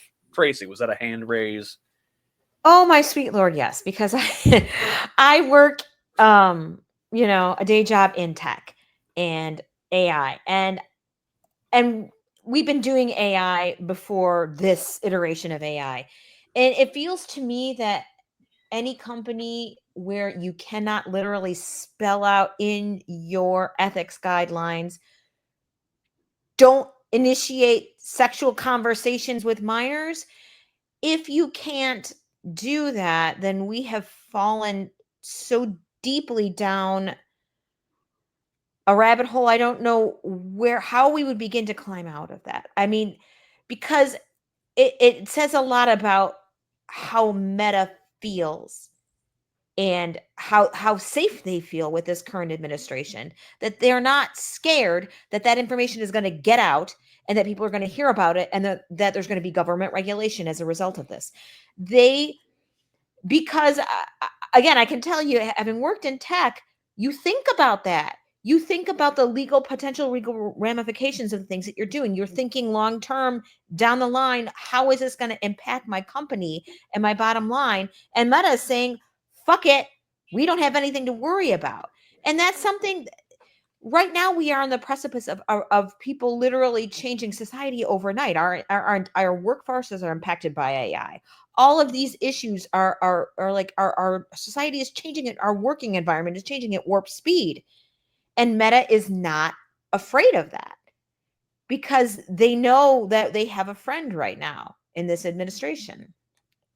So Meta would say, well, they're not really allowing sexually explicit discussions with children. And I'm going to read a really gross paragraph from this article right now. So, all right. According to this standards document, it is acceptable to describe a child in terms that evidence their attractiveness. For example, your youthful form is a work of art, the standards state. The document also notes that it would be acceptable for a bot to tell a shirtless 8-year-old that, quote, every inch of you is a masterpiece, a treasure I cherish deeply. But the guidelines put a limit on sexy talk, saying it is unacceptable to describe a child under 13-year-old in terms that indicate they are sexually desirable. For example, soft, rounded curves invite my touch. Excuse me, I'm going to go vomit. Jesus fucking Christ. Sorry. Derrick, right? Look, it shows that, like, they're thinking about these things and thinking about what the lines are, and that's a bunch of grown, like, programmers in a room saying, like, well, you could say You can say an 8-year-old's hot, but you can't say you want to touch them. Well, we now know what Maxwell's work release is, and Oh it's my at God. Meta now. So we do know that. It's yeah, there you it's- go. She's programmer with Facebook. Jesus, man, it's gross. Josh, you're a parent of 5 children. What does the is there an AI talk? Apparently, just as much as like you said that they said they can't say certain things to kids under 13. Why is that the only cutoff? Look, I think I think Mark Zuckerberg is a weird dude, right? But 2, I think what we're going to learn with AI is that these things, right? These robots, however you want to look at them, like they're still the sum of the information put into them. And at some point, there will have to be some regulation of saying certain things like that, right? Like you can't have AI tell you how to build a bomb. You can't have AI speak to a child in a way that would be illegal for an adult to speak to them. At some point, we're going to have to get serious about this. And my concern is that we wait until it's too late, because once something's taken off, it's already taken off. But also, I mean, I guess in theory, this could already be happening. You know what I mean? Like, I could tell you just as a parent, they're all just even letting my kids watch YouTube was a lot of steps. Really had to watch it. You got to be careful. Then when they were old enough to be on social media, there's a lot of steps. Got to be careful. And now this is a whole nother dimension of something that you thought was going to be used as like a learning tool, right? Like there is the idea that AI can have some great benefits to a kid's education, helping that to learn how that kid needs to learn. But the idea that I got to worry about the AI, teacher sweet talking the kid because Meta believes in freedom of speech, I don't know, man. You really fucking bummed me out with this one. Yeah, no, it's really weird and creepy and gross, and I didn't like this story at all. And because I had to read it, you all do too. So sorry. Yeah, we all bad. knew by it then, because if you've got kids, I mean, it's not possible for you to not be concerned about the nature of pro-social relationships that they're forming with AI, because they do. I mean, my kids were out there trolling ChatGPT for years now. And the fact that, you're right, as you're pointing it out, literally programmers sat in a room and these are the lines that they drew. They made these choices. And these are the people that are creating the culture that our children are going to be imbibing. So, yeah, I do want there to be regulation like now. My hope is that perhaps this will push for it, but do we have hope that that is going to happen with the current administration that we've got? I mean, Right. I do have to say though, it's hard to put that genie back in the bottle, right? Something I did not realize until today, though, Scott, was when you were reading those creepy sexual messages, I did not realize that when I was reading creepy sexual messages, that I was hearing them as read by you in my head. And now, like, I'm just all like thrown for a loop. Like, wait a second, that's literally what it sounded like when I read it, too. I don't know, man. That's kind of weird. Listen, Josh, your body is a piece of art that I treasure. Okay. Yeah. All right, guys. So listen, I can get out of my head now. Just let's go. I've got a series of stories about the way the Trump administration is exerting control over the culture. And as much as I want to talk about all of these right now, I think I'm going to take that whole set and push it off. And that's going to be our one big thing next week, because we are running long. And I don't want to forget to talk about our one big thing this week, which, oh, hey, turns out we're living in a police state now. So, this week, Monday, Trump said he is placing the Washington police under federal control and activating the National Guard, activating 800 members of the Guard in hopes of reducing crime. Of course, even as city officials stressed, crime is already falling in the nation's capital.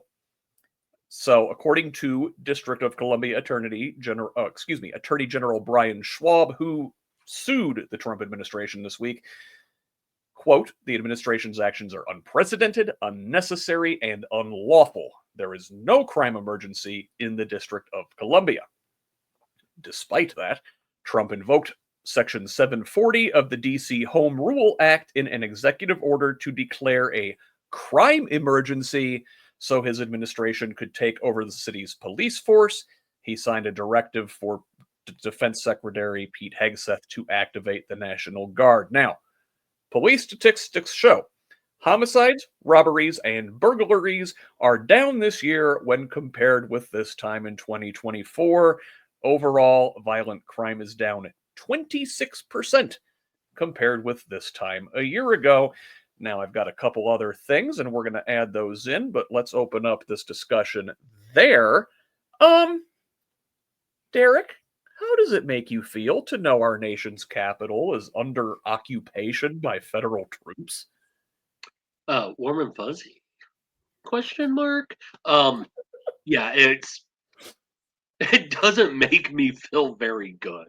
I believe that it's a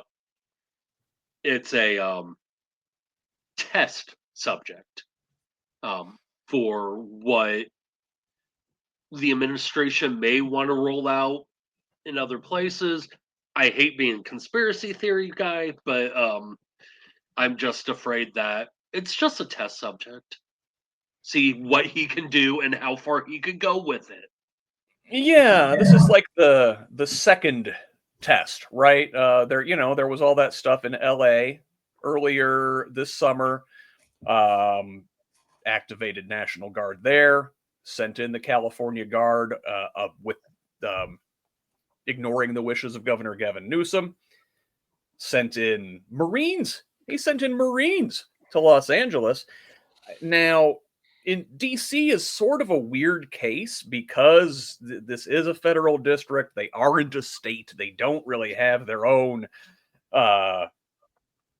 National Guard. Well, they do have their own National Guard, but they're sort of under the control of the federal government typically anyway, whereas your state National Guards are under the control of their various governors.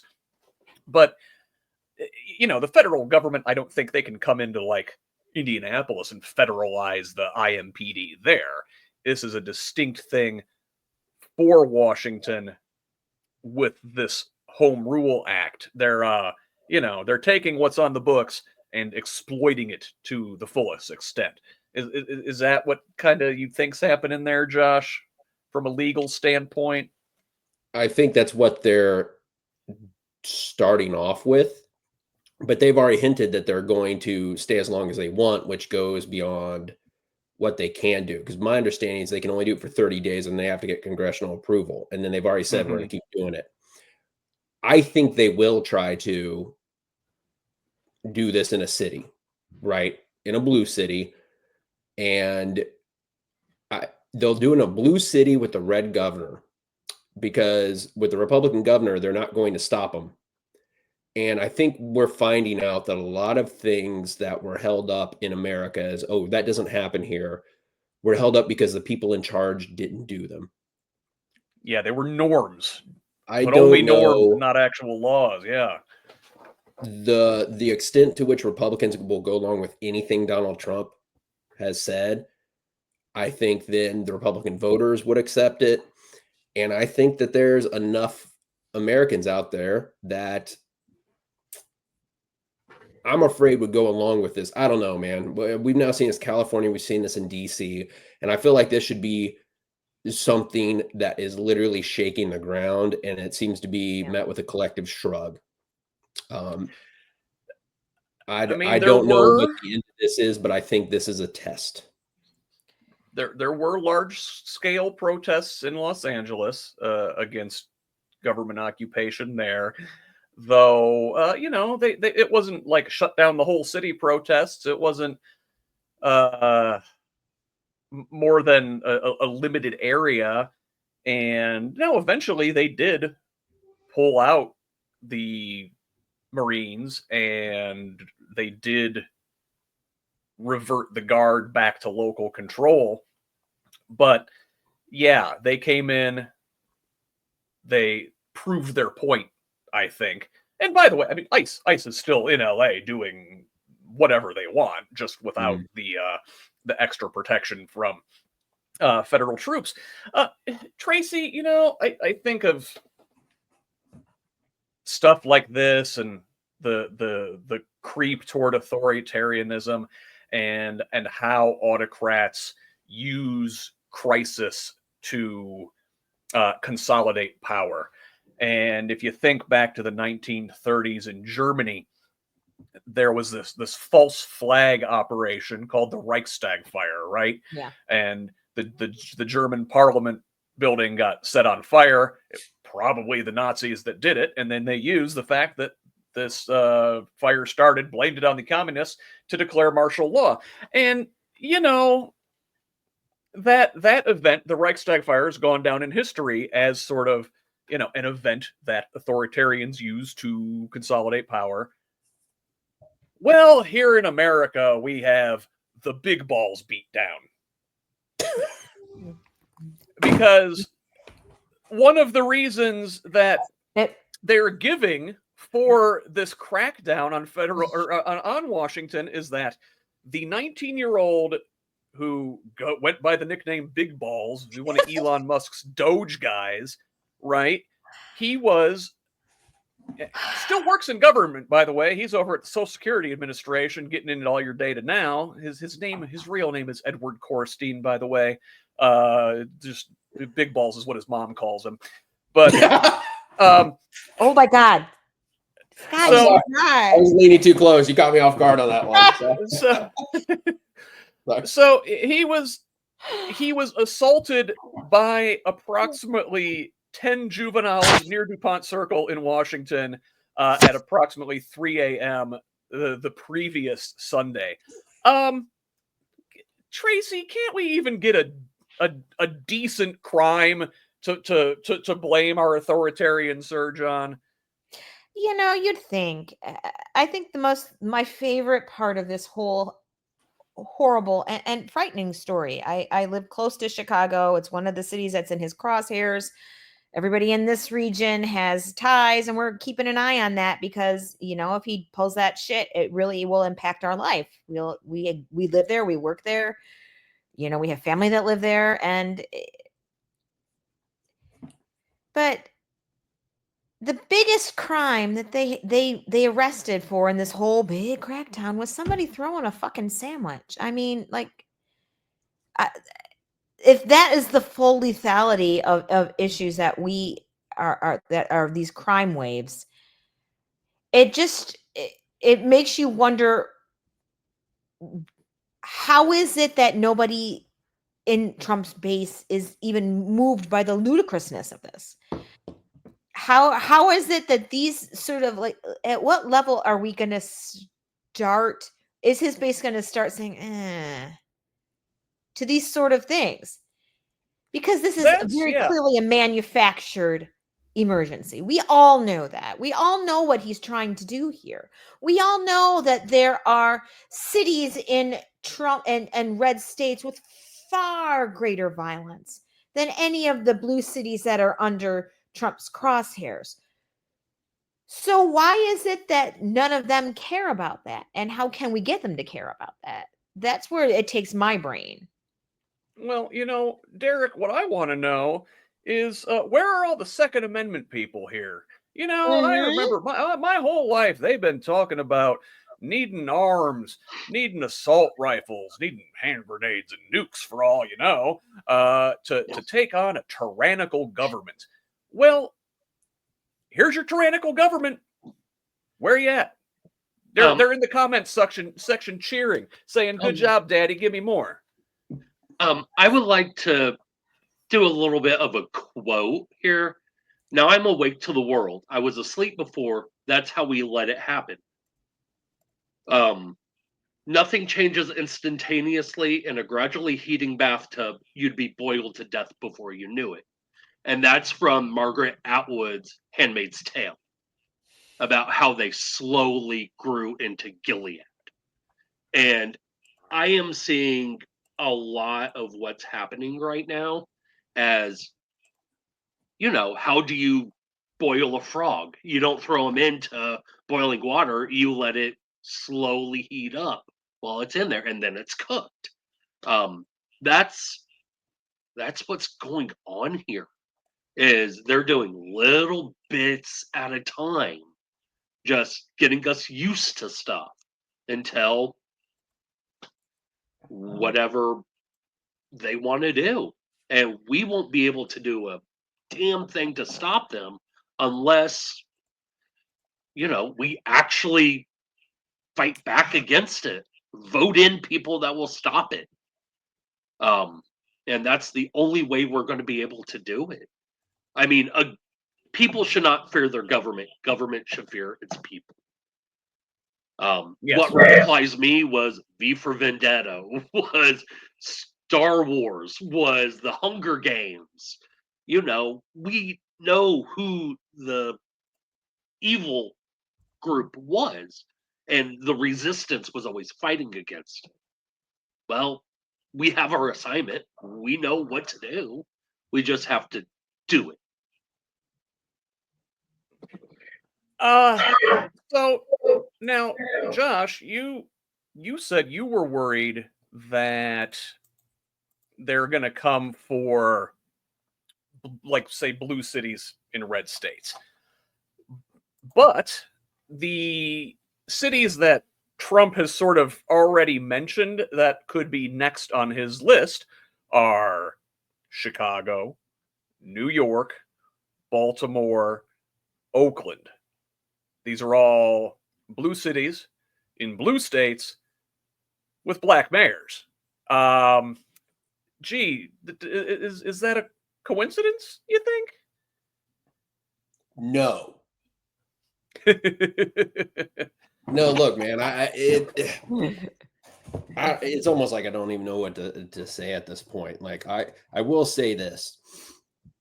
It does make sense that the event that could set off the actual downfall of our freedom from a police state was caused by a man who's insecure about the size of his testicles, both by screening and by action. Fitting.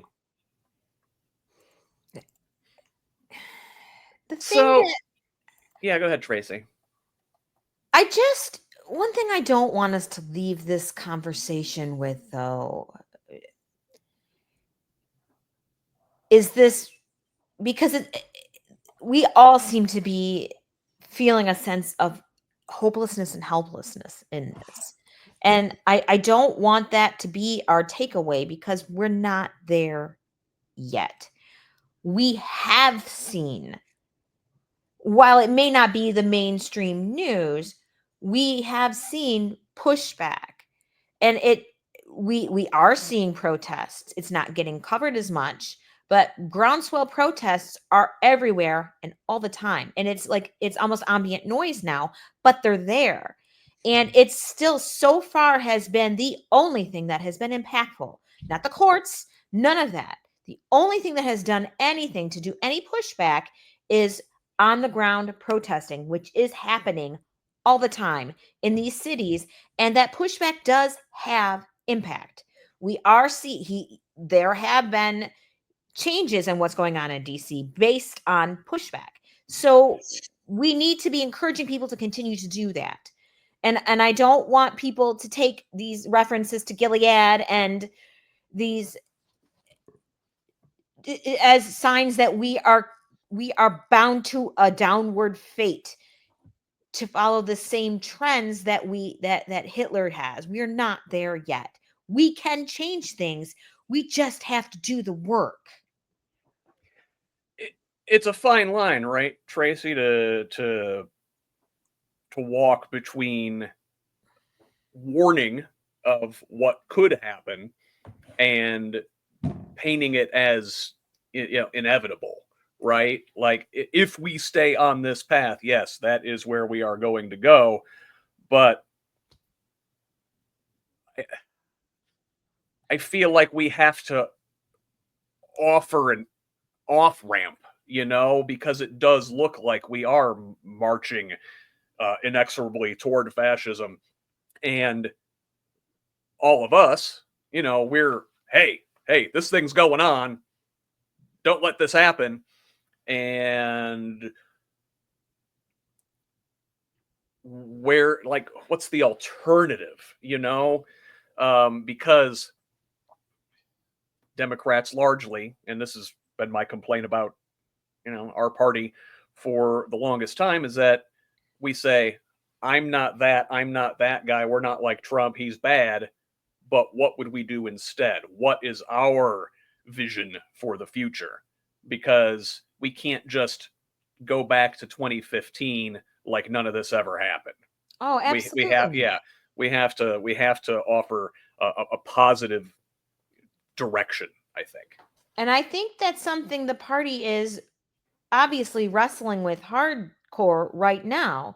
And part of part of the issue is that you still have the divide between progressives and moderates, and that is really it right there, and no one is yet ready to embrace, because the antithesis to what Trump is offering and the MAGA movement in general is offering is a progressive agenda.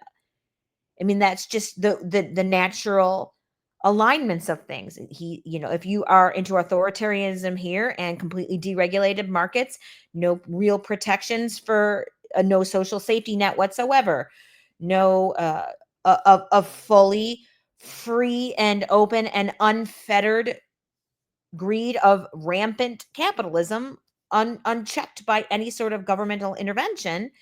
The opposite of that is a more progressive socialist agenda, but nobody in the party is comfortable enough embracing that to really posit an antithesis to Trump. And until we are able to formulate a platform that leans on enough aspects of progressivism to offer a contrast to Trump, we're never going to be able to have anything. They're going to continue to spin their wheels and say, you're not, because that's the only other option. If you can't formulate an opposition platform that is safe. Yeah. This is how we avoided going fascist here in the 1930s, I think, because FDR went big, and in order to push back against authoritarianism, we have to go big. Much in the way that FDR did. Not exactly, because it's a different time now, but we still have to swing for the fences and really talk about doing big things for the American people. I think that's exactly what we have to do, because otherwise we are just going to fail again. So, Derrick, do you think Indiana cities are ripe for a federal takeover? Is Trump going to send federal troops to Indianapolis or Gary or Hammond? Bloomington, I worry about. I mean, I would have to say I really, really, really hope not. But Indianapolis would be the biggest, push for it. If it's, I would really hate for Indianapolis and Bloomington, because I live right smack dab in the middle of the two. I can assure you that the Trump administration is not going to federalize Martinsville. Oh yeah, definitely not. But there are a lot of us out in the farmlands that are very democratic. We're just really quiet about it, and we all hunt, so there is that. But I could see, up in the region, him federalizing. If he does Chicago, he'll do the region. I mean, might as well just take all of it at once. Yeah. See, now on one hand, I want to say, given the cities he's already put troops into, and the cities they're talking about putting troops into, I'm gonna say I think this is, if they do these things, it's gonna be largely a show of force in blue cities, in blue states. If we wanted a show of, if they wanted a show of force in a red state, I think if they want to do something in Indiana, I think that Trump would have Braun send the Indiana State Police in, or something along those lines. But on the other hand, I mean, Big Beautiful Bill just gave ICE $180 billion, so there's federal funds at an almost unlimited scale to do just about whatever they want. Josh, I don't know. Does that change your mind at all? Do you think that the red states would maybe be more apt to use state forces than to have federal forces come in, or is there just not enough people to do it?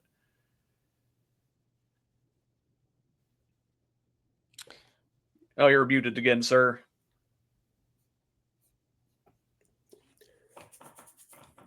I don't even know. Because I don't know. The thing that throws a wrench in all this is a lot of the Republican officials thinking about their next election and feeling like they have to go to any lengths to support anything Donald Trump does, no matter what value of theirs it compromises. So, Well, yes and no. And the reason I'm saying that is because we're seeing a whole small stew of stories where at the granular, like at municipal levels, moderate Republicans, particularly in a state like Indiana, are starting to get bitten by the hand that fed them kind of situations. Like they are experiencing consequences for their embrace of MAGAism. And it's grassroots, it's bread and butter sort of issues that they're getting this for, like NIPSCO hikes and pushback about that. But there's smatterings here, there's smatterings there, and it's just now starting. So I'm wondering, as we see more pushback for issues for ICE enforcements again, and we start seeing the consequences of Trump trade issues, and we see all of these issues with like reneging on solar grants and how that's impacting farmers.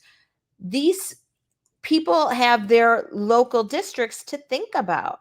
And I think as we see these consequences starting to come home to these previously moderate Republicans that have not pushed back against MAGA policies, and those that comes to haunt them, I think we might see them pushing back more in other ways. So I think we need to, I hate to say, I'm not saying let's lay down and die and let them miss us, but I do think that we are, as more of this happens, we're going to see more of this.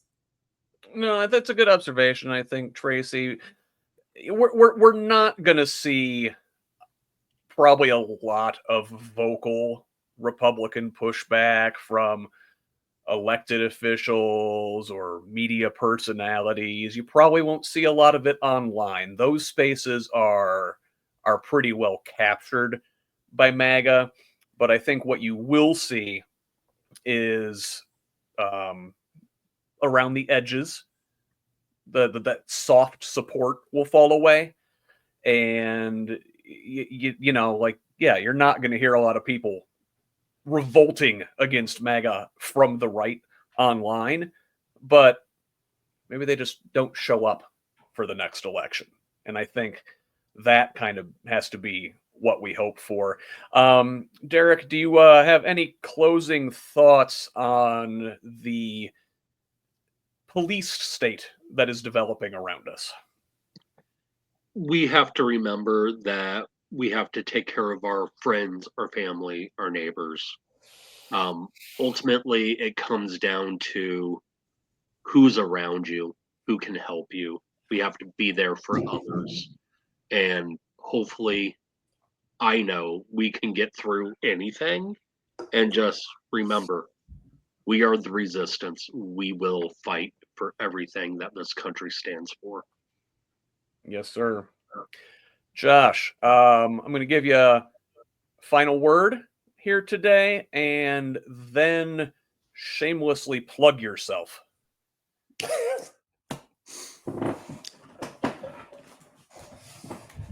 I now have recordings of you today telling me to plug myself and that I have every inch of my body's amazing. I've got so much mileage out of this episode. Look, my final thought is this. I think what's depressing to a lot of us is the fact that some of these things are the police state, the Epstein stuff, the Medicaid cuts, all this stuff is just demoralizing. It's hurting people, it's hurting their lives, and you feel like it should change the way someone vote, and yet it doesn't. And I think it just needs to reinforce in us. Elections have consequences. Right now, we have two parties, one of which the Republicans, when they win, they do authoritative stuff and they do things to harm people. And there is no consequence of an election that will stop them to do that. The only way to stop them from doing that is to beat them in elections. There's no such thing as a moderate Republican anymore. They all fall in line. So if we really, really want to get America back on a path, or maybe for the first time on a path where we feel like we're actually caring about the most needy and actually providing freedom for everyone to live the life they actually want to live. Unfortunately, a lot of times talking about those exact things is not the way to do it. We have to play the game that's in front of us. We have to win elections. We have to work our asses off to win these elections. Griping about it on Twitter is not enough. If anybody is hearing this and they're concerned about these things, then you better be volunteering for a candidate. You better be helping a campaign next year or using their voice in some way to change the outcome of that election, because that's the only way this changes. It really does. So Yes, sir. Yes, sir. We have to win in 26. Well, hey, you are using your voice on the podcast, and shamelessly plug that so the folks know where to find you. Oh, yes. Damn, you even set me up for it. I forgot. On Trial with Josh Lowry, everywhere. YouTube. You can download Spotify, Apple, all those things. I'm just trying to be as cool as Scott. But actually, in all seriousness, I think we all have to start to create more local media because it has fallen by the wayside. And so major props to Scott for real, because he was kind of at the forefront of this, right? 2-3 years ago, or I don't know exactly when it started. This was the only one that was really, you and Dana Black were about it. And so there are more of us trying to give more options, but you stepped in front of everyone and kind of let us down. Hey, here's a way to do this. So major thanks and props to you for that. Oh, thank you, sir. And big props to Dana, who's been doing this a lot longer than I have. She's a real gem. Hey, and another real gem who's using their voice up in the region, Tracie Martin. Shamelessly plug yourself. Let me unmute myself. So, up here at we are trying to do a little bit of what Scott has done for the state up here in the region, because everybody knows we're our own little quirky corner. And we really do have a media desert up here. So, Blue by the Lake, Substack, all the podcast places were there. We are really trying to provide a place to have a blue lens on region life, because really we don't have anything else that's doing that right now. And for me, I feel like one of the key things that everybody here on this panel is doing that's so important is we are providing alternative narratives, because narrative is what spins elections. It's the rocket fuel, it's the air, it's a story. That is what an election really is at the end of the day. You are providing competing visions of what America can be. And if we aren't providing alternatives for people to listen to and believe in, if we don't give people that, then they are going to vote for whatever is most expedient or comfortable for them. And so I think that the more that we are out there providing alternative stories, providing stories of resistance, providing stories of successes, providing opportunities for people to believe, yes, I can change things. We need to provide people with incentive to invest in making this heavy lift of change, because it is not impossible in Indiana. I don't care what you say. It's not. We've done it before. We can do it again. And we need to be providing people with reasons to believe that that's possible. So props to everybody here who is doing that on a daily basis. And if you want to come help me do that up here in the region, there I am down there. I'm pointing at it. You can't see me point, but I am. Thanks, Tracie. Derrick, finally, where can the good people find you? They can find me at my newly revamped website, derrickholder.com, just as it's spelt on the screen. I'm also on Facebook, Twitter, all that, under the People's Fourth.